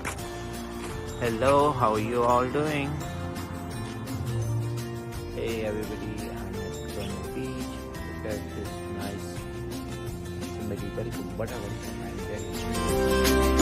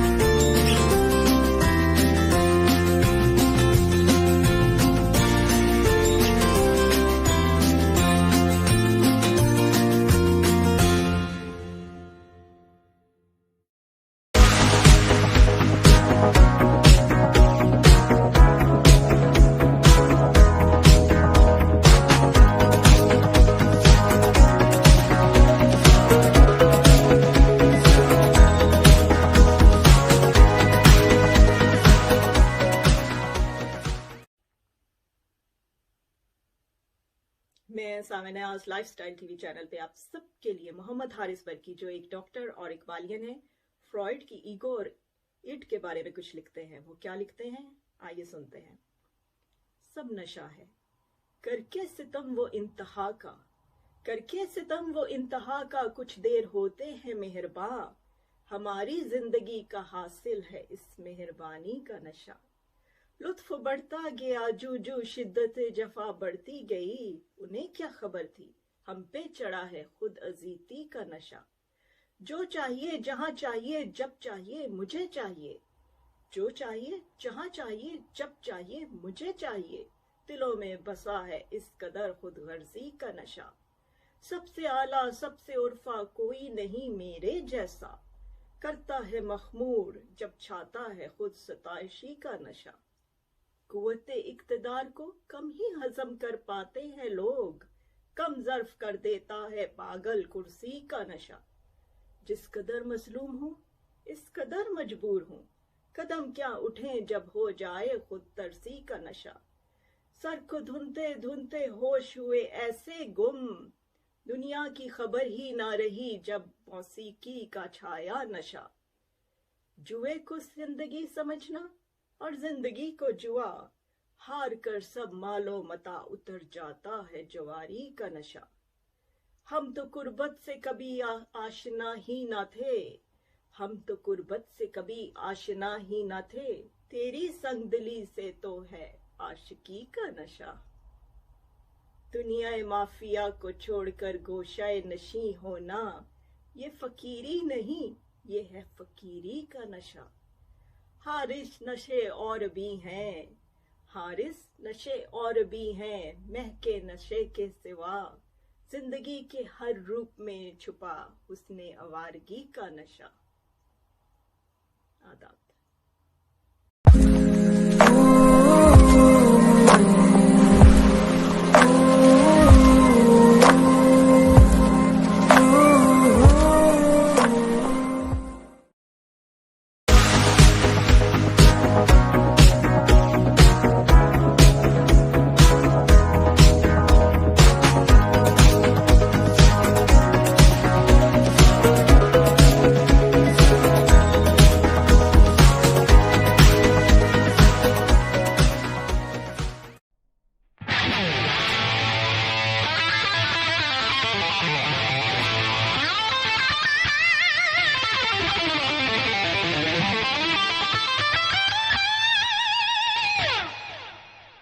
Hi, I'm Rocky Kramer, and you're watching Lifestyle TV, USA.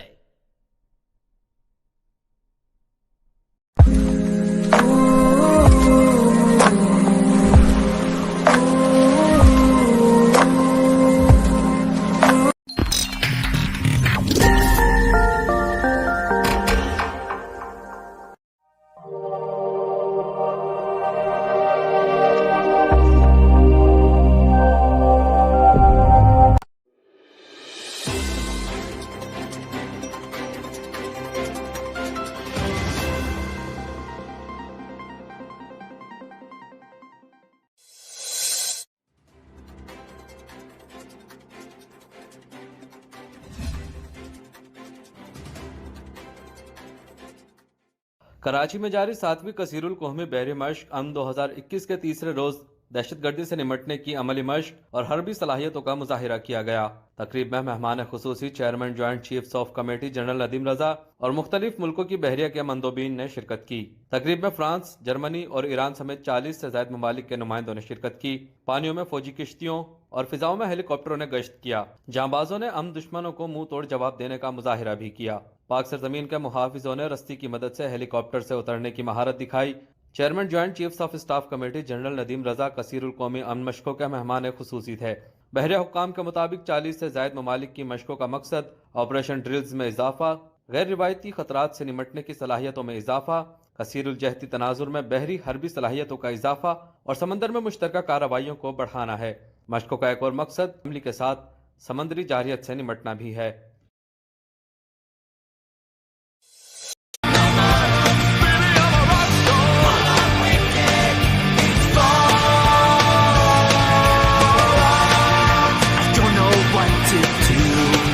Good afternoon, ladies and gentlemen. Welcome to Lifestyle with Dr. Moby. I'm Dr. Moby, and we are fortunate to have a great Rocky Kramer on our show. We welcome Rocky. How are you doing, sir? I'm great. How are you? Good. So tell us about yourself to our audience. Sure. Well, I'm from Norway.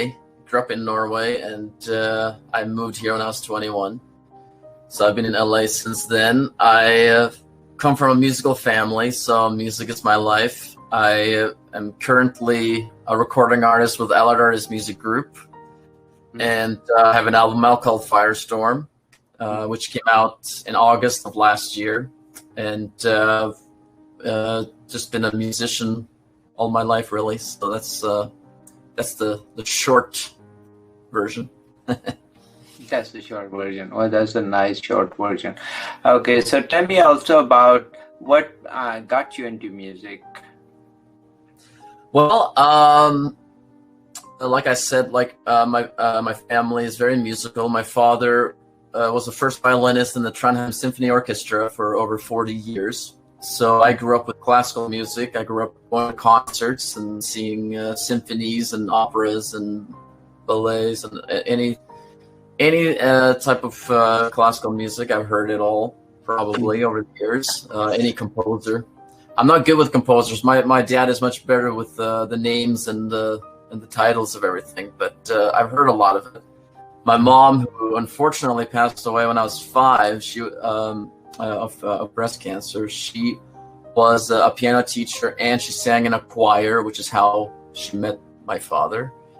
And after she passed away, I was watching my brother as my dad was teaching him how to play the violin. And this is how I got started, because I was watching my brother try to play, and I was looking at it and I was thinking, I think I can do that too. I want to do it. So my brother was trying to play like an ambulance sound, like a and he was having a little bit of trouble with it. So I was looking at it, just kind of playing it just with my hands and just wondering if I could do it myself. And I asked if I could try, and I did. And I did it right away. So my dad realized that maybe I should be the one that plays violin, and my brother ended up taking piano lessons. So we're both playing our parents' instruments. in that regard. Oh, okay. So your journey started on, you still play violin, or did you move to other instruments? So I moved on to the guitar when I was about 11, even though I was kind of messing around with other instruments. We had 2 pianos in the house. I wanted to play drums. I was into rock and roll. I wanted to be a drummer, but I've then realized that it was the guitar that I wanted to play. So since I was 11, I've been primarily a guitar player. I started on the acoustic, and then I moved on to electric when I was about 12, 13, which is what I've been doing since. Okay, great. So tell me, so right now you are guitarist and you play other instruments or on your band or the musical band?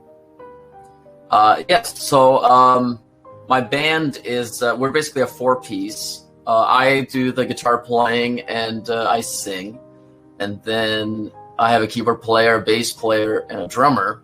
And they all do backups, but where a lot of the music is instrumental. Like we're playing progressive rock, progressive metal. So it's kind of like, that's why I'm wearing a Pink Floyd shirt. It's just it's in the vein of Pink Floyd, but with maybe with an influence of other bands, like a little heavier, a little more like Led Zeppelin, or like a lot of the music that was done in the 70s and 80s. I was born in the 90s, but I love the 80s. I love the 70s. I'm like an 80s rocker born in the 90s, you know. So I'm just I'm more of a fan of the music before my time, and was never that influenced by current music. And I'm still not as much, but when I'm writing music, like I play other instruments as well. So, and I'm writing the music, I can technically play the drums, I can play bass and keyboards. So when I make demos, I kind of do everything myself, and then introduce it to the band, and then they play it, and then they make it their own. So it's kind of it's a fun process. Okay, great. So, I think you pointed out to interesting fact. I also actually loved 80s and 90s music and maybe early 2000. But after that, I don't see there is a lot of creativity. I mean, there is, but it is not the same. I think those music in 80s, 90s, you can hear again and again. Pink Floyd, you can play anytime, right? And those Metallica, those great Scorpions, Van Halen, you just name Eagles, you can play any of them, right? Yeah. And they had, and I think there was somebody on my show and was saying that they worked with a lot of great artists, and was saying that they would record the whole thing, in one setting, and they would keep playing. Nowadays, the artists would do one 30-second, 1 minute, and then do next, and then editing, and all that gets look really great, but they never actually played 1 hour or 30 minutes, right? So those things have probably changed. I mean, there's definitely technology, but I think I'm still a big fan of Pink Floyd and other bands, So I'm sure you are too, right? You're great influence from Pink Floyd, right? Absolutely, very much so. Which song or which album was your favorite? I happen to be wearing it. If I stand up a little bit, it's "Wish You Were Here." Oh, "Wish You Were Here." Yeah, "Wish You Were Here" to me is a great, and I mean the album. The whole album is incredible experience with "Shine on You, Crazy Diamond." It's probably my favorite song, and it's just "Welcome to the Machine," and it's just it's welcome. It's just a great album from start to finish. And I mean, I love probably every Pink Floyd album. Every album has something about it that is special, but there was something probably like from like that whole, the albums around that, like Dark Side of the Moon, The Wall. It was just they were just so they really knew what they were doing at that time. It was just perfect. It was a very great balance between doing something that was progressive, but also doing something that had a very commercial appeal that a lot of people can get into. The early stuff was more, psychedelic, and it was very appropriate at the time. People were experimenting with a lot of different things, and I'm sure they were having fun with that. But it might feel a little bit distant compared to some of the other stuff that they're doing after that. It was just maybe it's just more of a mainstream appeal. Not that it has to be mainstream for me to like it, but I'm just glad that it helped people discover Pink Floyd, because otherwise they may have just been, a smaller band, which would have been a shame. So with your guitar, tell me who is your favorite guitarist? Well, I have several. I would say that when I first started out, I was a big Kiss fan, so Ace Frehley was a big hero of mine. His technique is more simple, but it's very melodic, and I like the fact that it's melodic. I have to, of course, mention David Gilmour from Pink Floyd, because he's not just he has a great feel when he plays, and when he plays the solo, you really feel his emotion. He also has a great ear for what a guitar should sound like. So it has the potential of being very cinematic, and I like that. I think that's a very cool thing when you're listening to a Pink Floyd album. It's just like the guitars are very dreamy at times, and it kind of it triggers your imagination, and I like that. I'm a big Yngwie Malmsteen fan, who is from Sweden. So I'm from Norway, he's from Sweden, so there's a little bit of a connection there. I can relate to his story and what he was doing, because he was combining classical music with rock and with metal. So it was just mixing the two things that I like mixing, which I think is great. And he basically created his own genre called neoclassical metal, and I think that's really cool. People before that who were kind of doing similar things were like Randy Rhoads, who I think is great. He was a big influence early on. Brian May from Queen, definitely. Loved Brian May. I can't leave Jimi Hendrix out, because obviously Hendrix is he's the number one man on the guitar. I actually discovered Hendrix after a lot of the other ones. It was more like it was like my guitar renaissance era, when I was just trying to figure out how did it get to this, like what's the history. And of course Hendrix was a big part of really just creating the modern electric guitar player, because people weren't really playing the guitar like an electric guitar before that. They were just playing it like an acoustic. Of course, the electric guitar was developing at the time and becoming what it is today. So he just took full advantage of guitar amps feeding back and turning the noise into music, like it was a very interesting thing. Great.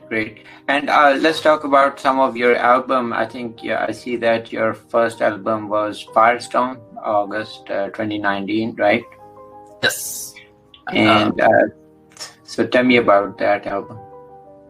So Firestorm is a concept album. So if you like The Wall, you might like this album. It is reminiscent of The Wall, but maybe a little bit...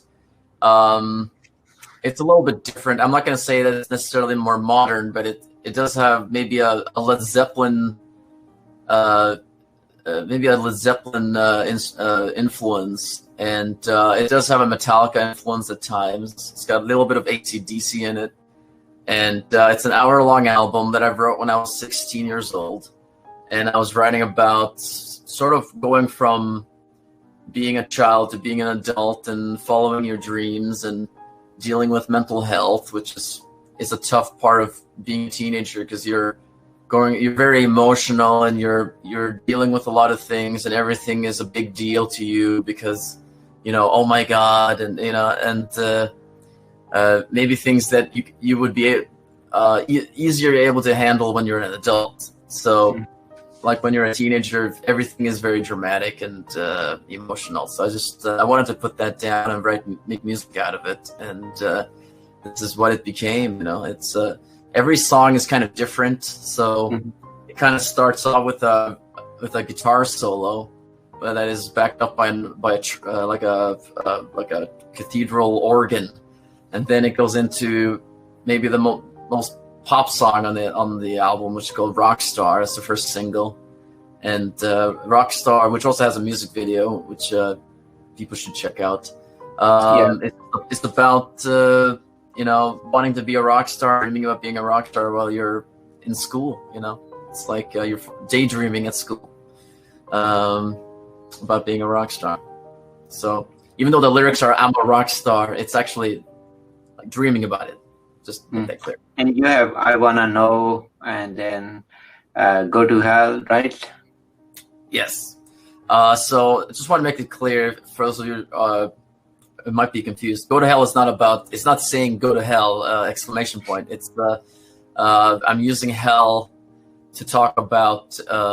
It's mostly to talk about going to school. So I wanted to replace the word hell or the word school with hell. So it was really about me comparing school to being in hell. So it's that's really what it's about. So hopefully that makes more sense. And what about Attitude? Wow, you have great songs. Thank you. So Attitude is definitely the heaviest one on the album, and it is. It does have that Metallica influence, but it sort of started out with just me playing guitar, and I just kind of came up with some cool stuff that I liked, and it just kind of turned into this kind of a monster. It's my drummer's favorite song because there's a lot of double kick and like a lot of fun stuff on the drums. So he loves that song. It's how he gets his cardio. The song is really about it's a kind of dealing with people not accepting you for who you are, and kind of talking about. I kind of like to think of it as like success is the best revenge. That's kind of what I was thinking about when I was writing that song was like, don't listen to people who tell you that you can't do what you want to do with your life, because it's your life and you should be able to do what you want to do. And you have also "Can You Feel It" and then "The Outsider," right? Yes. Can You Feel It is a song that I wrote. That's probably one of the first songs that I wrote on the album, and I was really writing about apathy and depression. So when I'm talking about "Can You Feel It," it's really more about like feeling the feeling of not feeling, if that makes sense, and just dealing with apathy and kind of, so it's saying, where's the smile on your face, and all those things. So it's just it's one of those songs that a lot of people like when they hear the album. They often say that that's their favorite, and some people are comparing it to more of a type of a Pink Floyd song, and it's maybe considered a ballad, but it does end with a big finish. So that's kind of cool. And I see also you have a great Phil Collins tribute, right? Mama. Yes. Are you a Genesis fan? Do you like Phil Collins? Oh my god. Yeah. Genesis. Yeah, when he was in Genesis. Yeah, Phil Collins is also good, but I think he changed his music style once he left Genesis to Phil Collins, right? Right. Yes, that's true. So yeah, I wanted to do something. I wanted to attribute to Phil Collins, but a lot of people do "In the Air Tonight," and I decided, I want to do something different. And one of my favorite songs is "Mama," because it has a little bit of there are some similarities to "In the Air Tonight," but it's got a maybe more. It might be more interesting to me. It's just there's more of a development, maybe more creative ideas for it. They were just kind of messing around in the studio. There's like an early demo on the internet that you can listen to where they're just kind of messing around, and you can see how the song took shape. And it really all started with the drum machine. So it's incredible what people do when they just let their minds do whatever happens. Yeah. Also, I would like to check out your website is rockykramer.com, right? Yes, that is correct.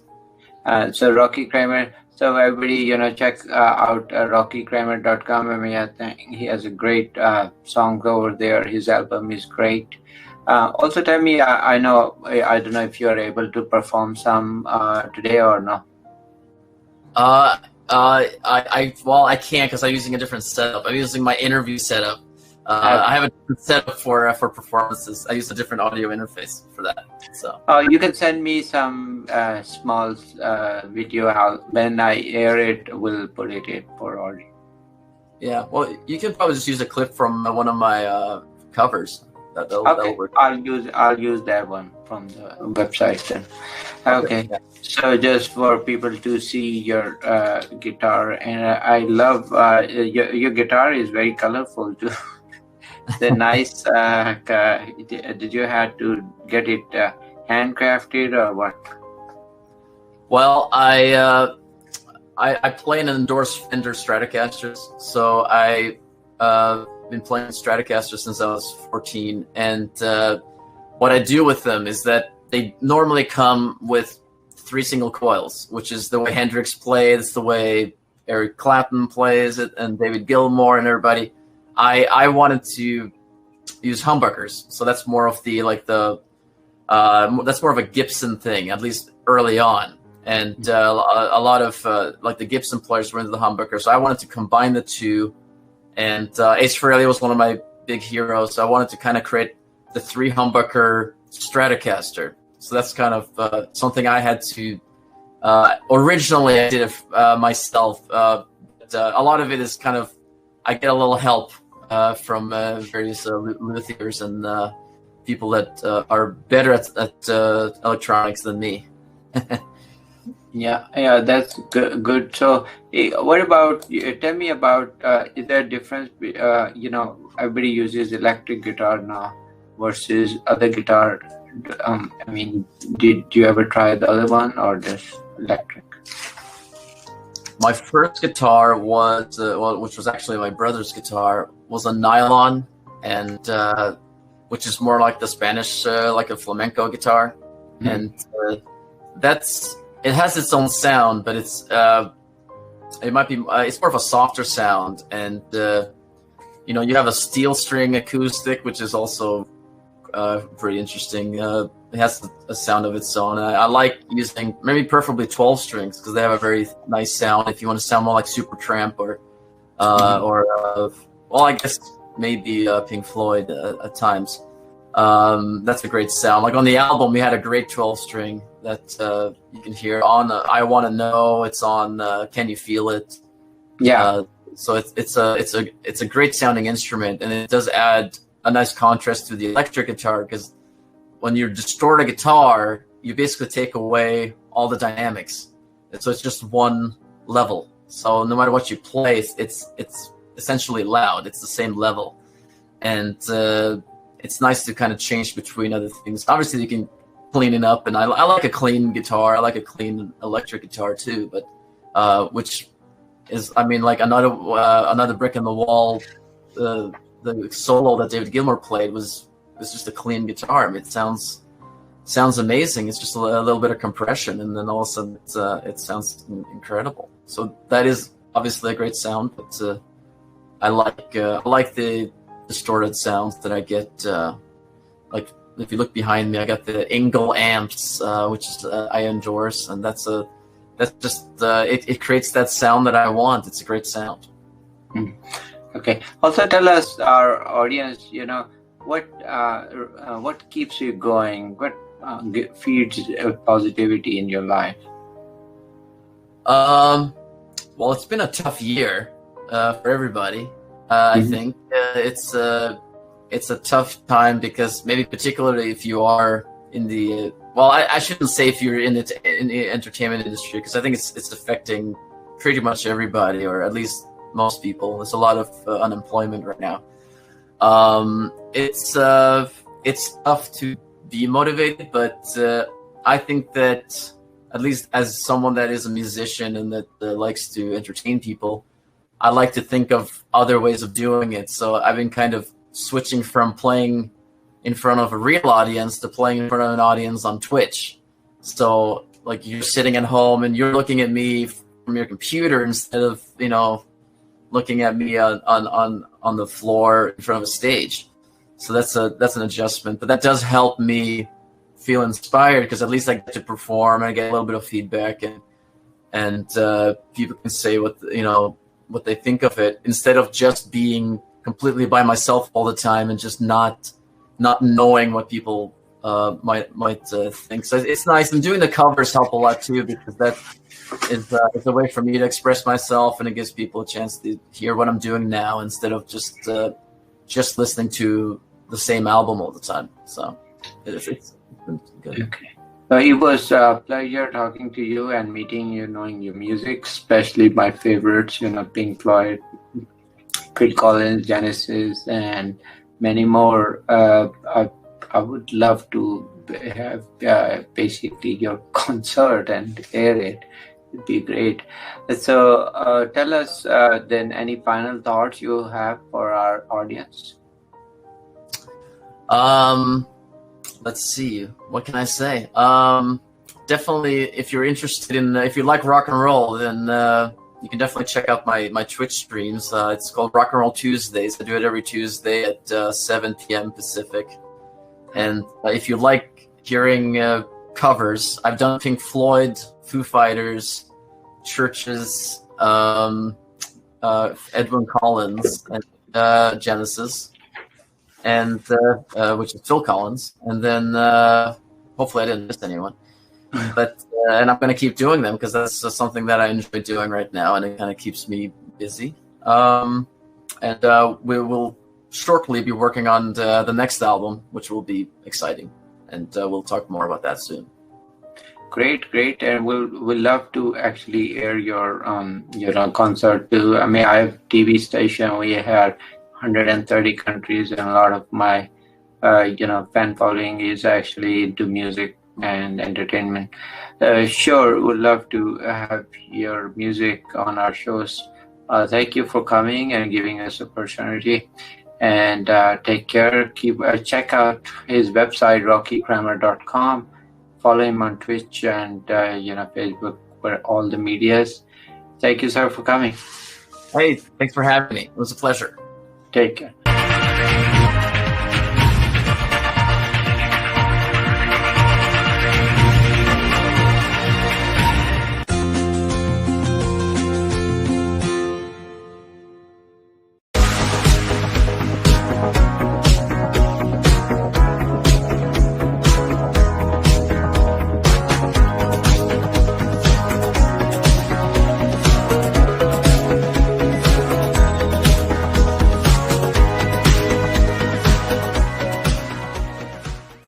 So today I'm at Berkeley, Virginia. Gorgeous places, Dr. Moby. Keep watching our transmission. It's excellent. We really take care of your family needs as well as entertainment. So enjoy. And this is Dr. Moby checking out from Berkeley Marine. Hey, you want a picture? Oh, look at them. They want a picture with me. Next time, buddies. Look at the nice day to do boating as well as enjoy the nature. This is Berkeley. It's gorgeous. So it looks like we have great fishing here, Berkeley, and you can check. It is a lot of fishing actually, walleye. Wow. So those are really nice. This is nice if you like hiking. You can take trails and go there. It's really nice. A beautiful green, and you can imagine if you take a walk, you'll be very relaxed.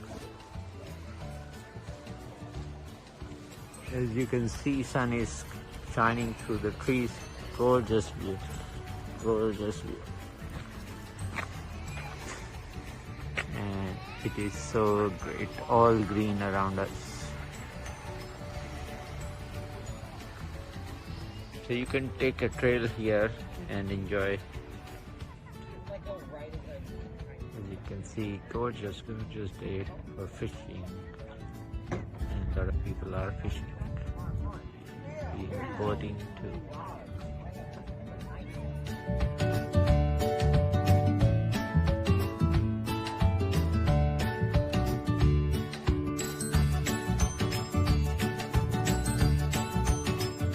Dr. Moby with Lifestyle TV. Keep watching our TV and shows.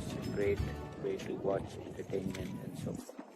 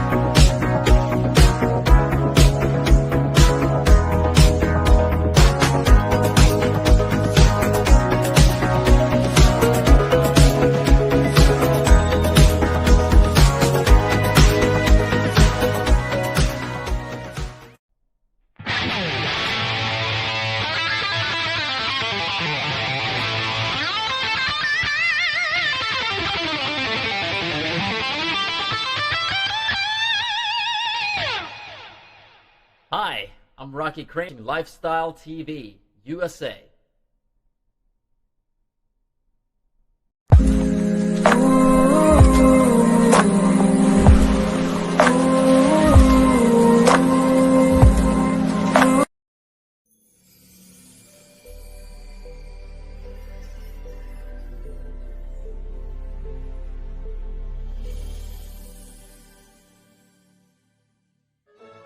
Coming up, we'll be on location at Best Health Sleep Center in Dumfries, Virginia, discussing the latest advances in sleep disorder treatment, health, and wellness, and how they can effectively treat sleep apnea and help you get a good night's sleep, as well as restoring your health and wellness with one of this area's top doctors, Dr. Mubashir Fazal. Dr. Fazal is board certified in sleep medicine, hospital medicine, as well as family medicine, and has well over 20 years of experience. Dr. Fazal also received a medal for academic excellence while he was attending medical school. He also was chief resident and then became chief of medicine at a hospital in Michigan. Dr. Fazal works extensively with not only the private sector, but also federal government organizations, including the VA and the U.S. Army, among others. Dr. Fazal is also one of the very few doctors in this DMV region who specializes in both pediatric as well as adult sleep medicine. He is widely recognized as one of this region's top doctors. Welcome to the Best Health Sleep Center. This is Dr. Fazal, Medical Director, as well as Board Certified Sleep Specialist. I'm here to help all your sleep needs.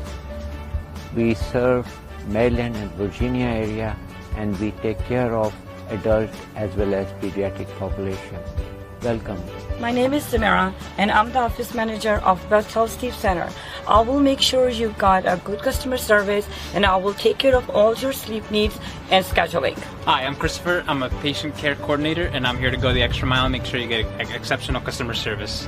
Hi, my name is Liz.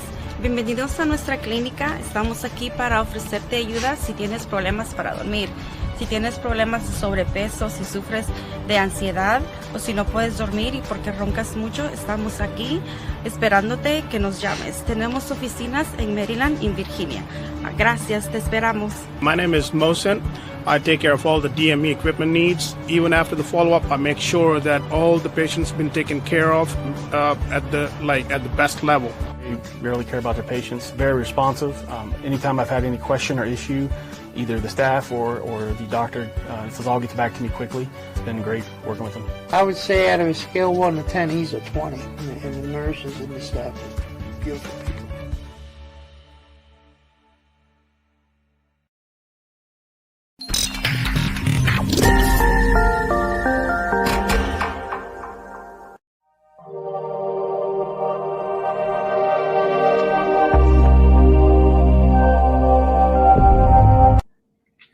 Good evening, ladies and gentlemen. This is Dr. Moby with Lifestyle with Dr. Moby. And today we have an excellent guest, Cecilia Ward.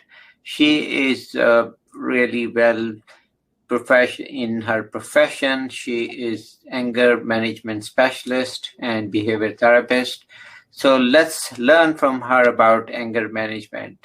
Cecilia, how are you doing? I am doing fantastic, Dr. Moby. I am doing really good. Thanks for asking, and thanks for inviting me on your show. Super excited.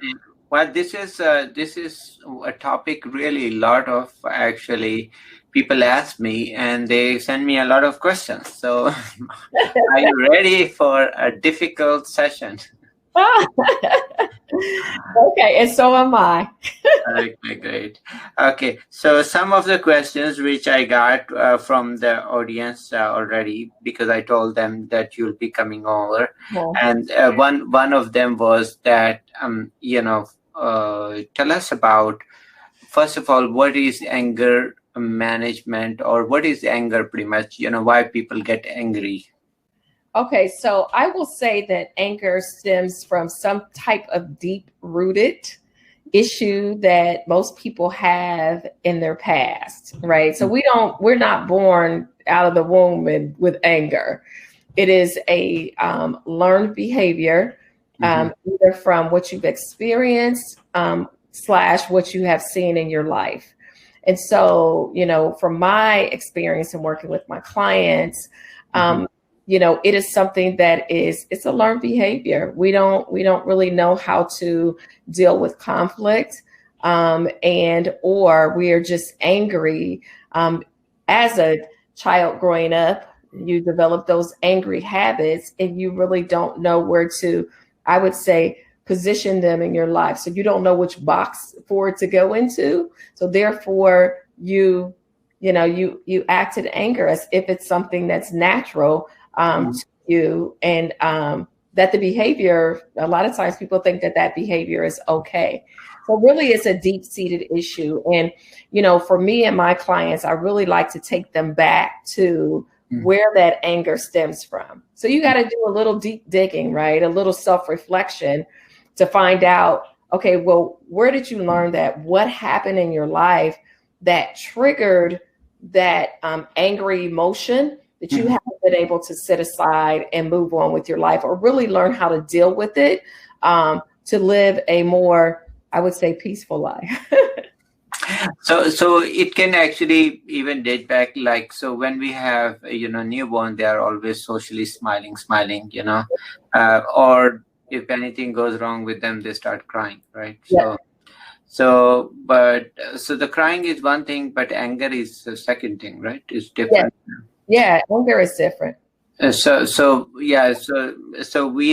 I'm just trying to go back to basics. So kind of trying to see where we learn this, and maybe when you do with patients, you try to kind of go back and see where things went wrong. Yes. So there could be kids, showing anger if they don't get something what they want, right? Yes. So and if parents kind of reinforce that process, so then it imprints that into a behavior, right? Yes. And like I said, a lot of people are not taught how to deal with those emotions, right? And so therefore, if you're not taught, we are to teach our children, right? And so if you're not taught, then you don't know how to, when you get angry or something doesn't go your way, you don't know how to process that. And so a lot of us grow up just with just these angry feelings. For me, I'll just make it personal. For me, I grew up in a household that violence occurred, right? And I was angry growing up as a kid. I was angry and I didn't know how to process that. I didn't know how to deal with it. And so I learned that when something doesn't go your way, this is how you behave. This is how you react. You scream, you yell, you fight. And so that was a learned behavior for me. Plus, I was just angry at the situation. Didn't have a chance to talk about it and process it as a child. So therefore, I grew up an angry person until I dealt with what actually happened in order for me to feel that way and not know how to process my feelings. So you pretty much disassociated that feeling of whether it's a helplessness or whether it is being upset on things from showing the anger part. So you could be sad, it can be, but or you could know, so you can learn some techniques how to diffuse that. Yes. So you kind of come out of that situation.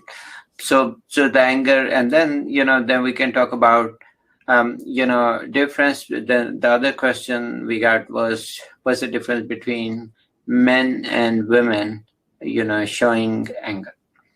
I have not seen a difference in the people that I have coached. I will say that anger doesn't have a gender. It doesn't have a gender. There's 5 stages to anger that we all go through.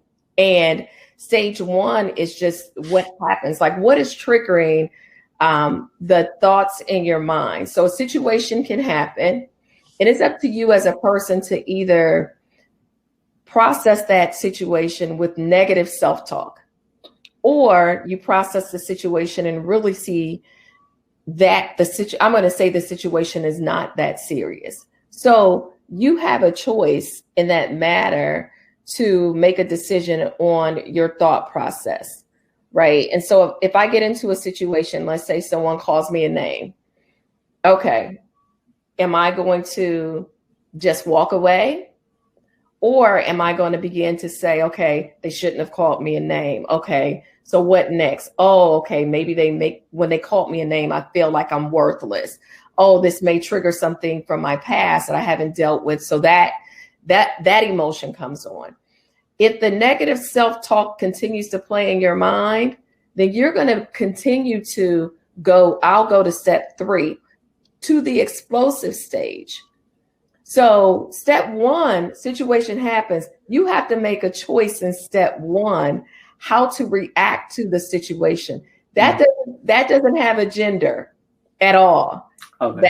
That's a universal thing, to make a choice around how you're going to react to a situation. And then if you get to the explosive stage, that's where you see how the person is going to react. So there's abuse that takes place, whether it's physical or verbal abuse. There is, there could be sexual assault that takes place within that, as well as, so there's physical abuse, sexual assault, and there's a third one that I can't think of right now, but you act out in that rage that you're feeling. And like I said, that does not have a gender at all, and so that's what I would say. It doesn't have a gender. So what you're saying is the situation happens, and that of course will not have a gender, because it can happen to anyone. Yeah. The only difference is maybe they'll bully somebody more, thinking they are minorities, or they are weak physically, or whether they are, so maybe there's some bullying difference between different types. Then the second is then how they process that, or how, so the negativity comes in with those thoughts. You kind of go and you feel inferior, or you think that means that to you, or that's what somebody meant, right? Yeah. And then the third you're saying is the processing part, where there's still no difference that how you're going to react to that, right? Right. Okay. And then you have the period where you feel you calm down, right? It normally takes around an hour plus. It just depends on, how you process things. After that calming down period, then you have people that feel remorse, right? I shouldn't have done that. Or, in the case of domestic violence, a lot of people will then give gifts, right? Because they feel that remorse. Let me give a gift in order for me to say that I'm sorry, to let the person know I didn't mean that. But if you have not dealt with the anger and what your triggers are, you can go from, it doesn't matter what situation it is. If you have not dealt with that past situation that occurred, you will go right back to the explosive stage. So let's say you and I had a disagreement. We get into a physical altercation. A lot of people, when they see that person again, they automatically get upset. You haven't let go and process the angry feelings that you've had. And so since you have not resolved that issue, you skip steps 1 and 2 and you go directly to 3. And so it happens all over again, right? And so, I always tell my clients, anger is a choice, but you have to learn how to manage that anger. And it comes just with practice and just really understanding, why you're angry. And then understanding, the one thing I tell my clients is you can't control anyone. You have one person that you can control, and that's yourself. That's it. That's true. That's true. So also tell me what is then, let's say we have angry situation at family. Where do you see, I'm sure you see a lot of clients with that, what effects it will have to both wife and husband and kids? A really bad effect. So I can speak from experience. I suffered from mental illness and I still do, but undiagnosed. I was angry, number one, because I had not dealt with my childhood experiences. Number two, I didn't know that I was suffering from mental illness. So my anger outburst had an effect on everyone that was in our household. Every single person, whether you're a child, whether it was my husband, every single person, it had a negative impact. And so if that's the case, I always tell my clients that you have to go back and you have to, first of all, apologize for what's happened.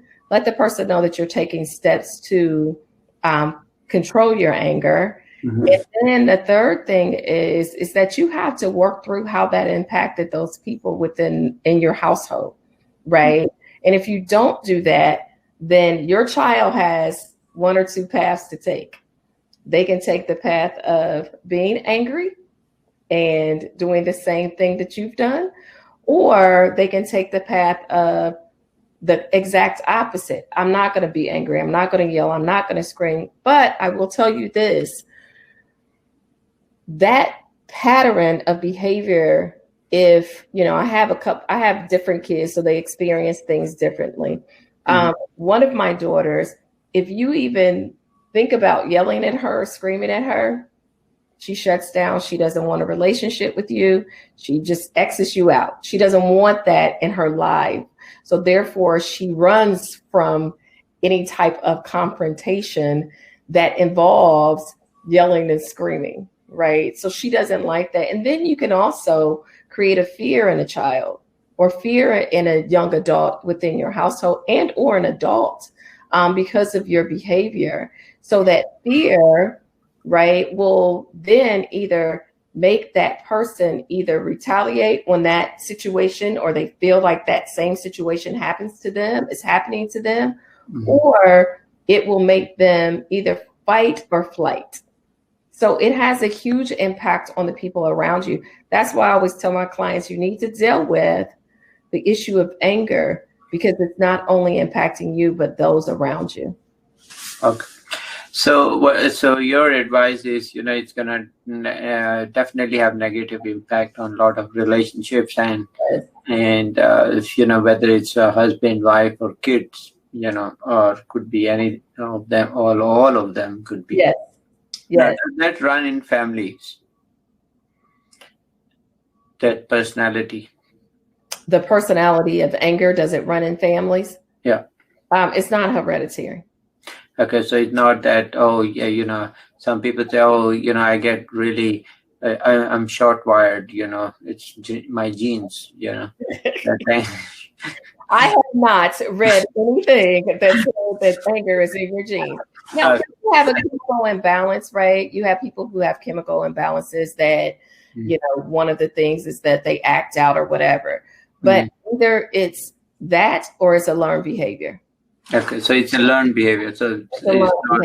So for everybody who thinks that that they are angry all the time, is not they were born with that. It's just they just developed into, and whatever change happened, you can trace back and kind of try to correct those thought processing, what you're saying. Yeah. So tell us some of the techniques. For audience sake. So let's say if somebody gets angry very easily and is, get annoyed. Yes, one thing is, of course, trying to resolve things unresolved in the mind and kind of work with the therapist. But are there some things which everybody can start to get some tips and kind of work on their homework every day? Yeah, definitely.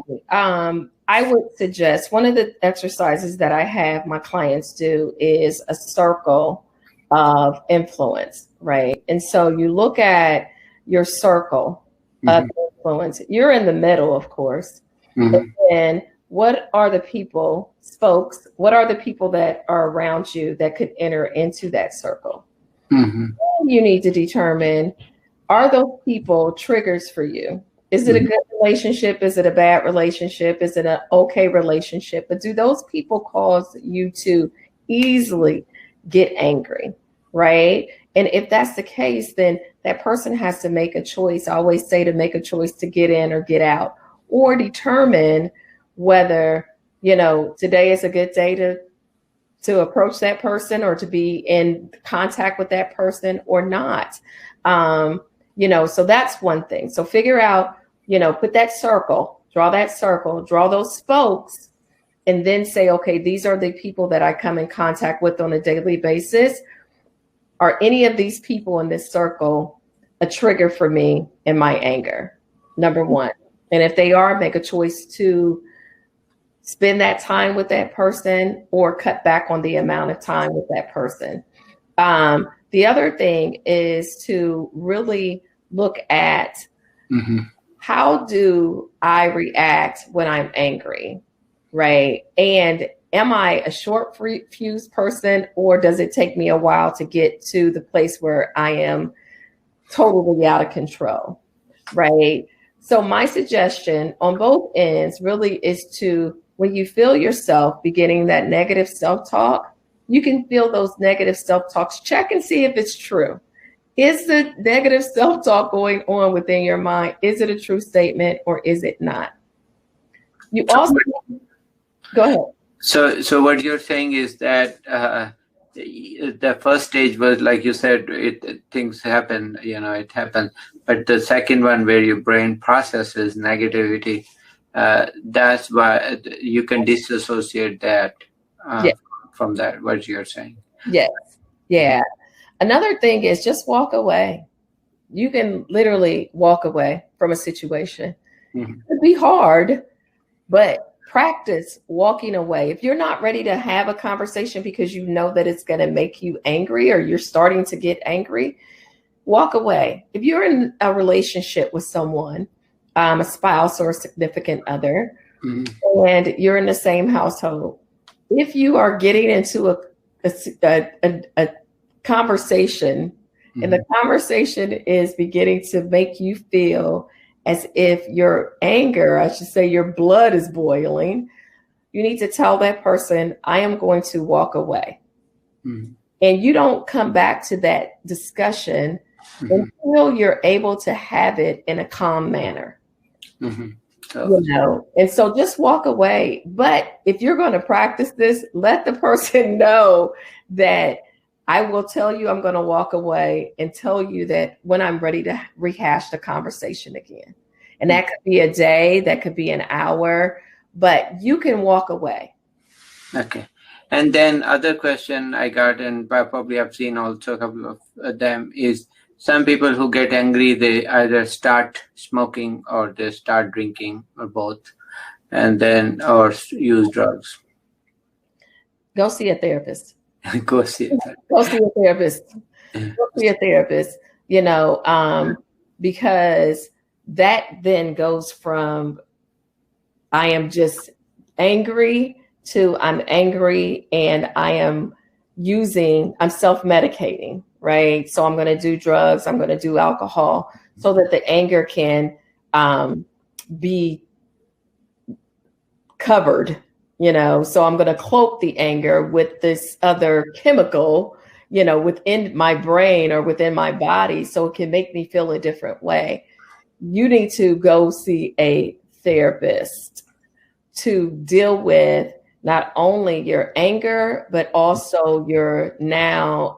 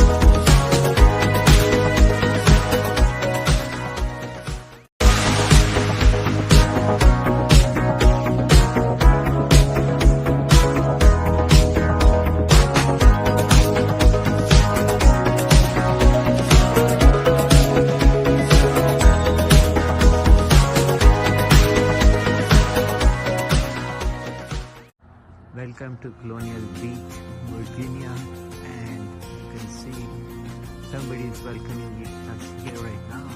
So let's check out and go closer to them. Hello, how are you all doing? Hey everybody, I'm at Colonial Beach. Look at this nice somebody welcome whatever I'm getting.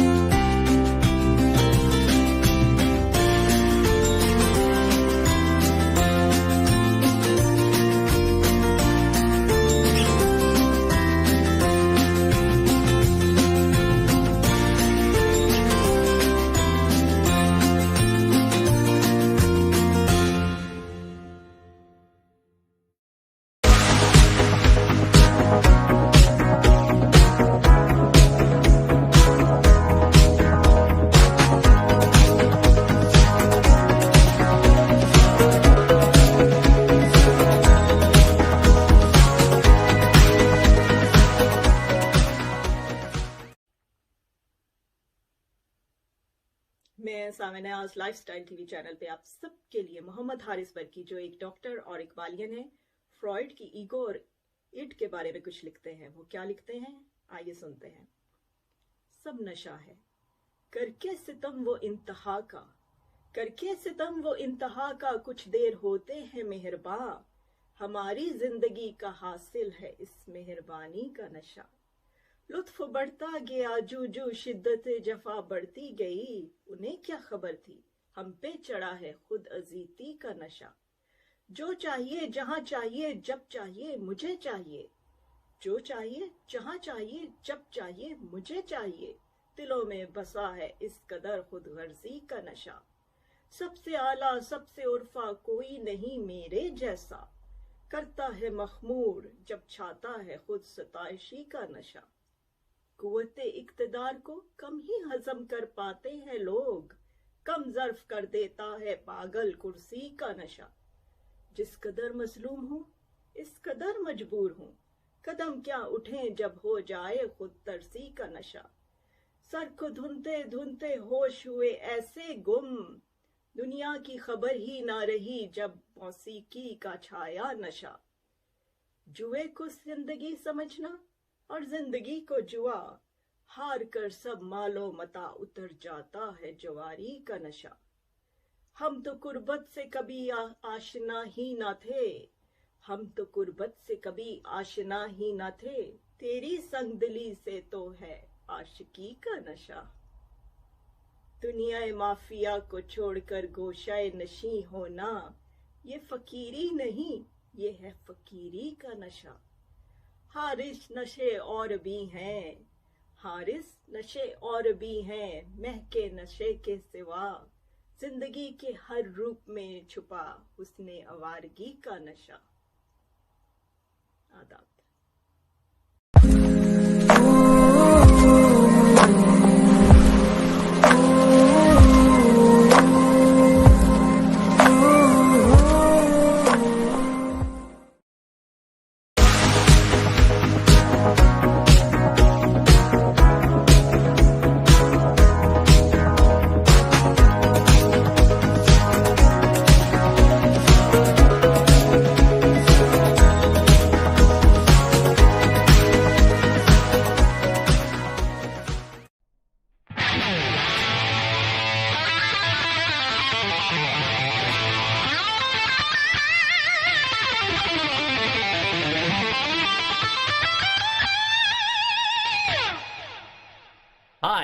I'm Rocky Kramer. You're watching Lifestyle TV, USA.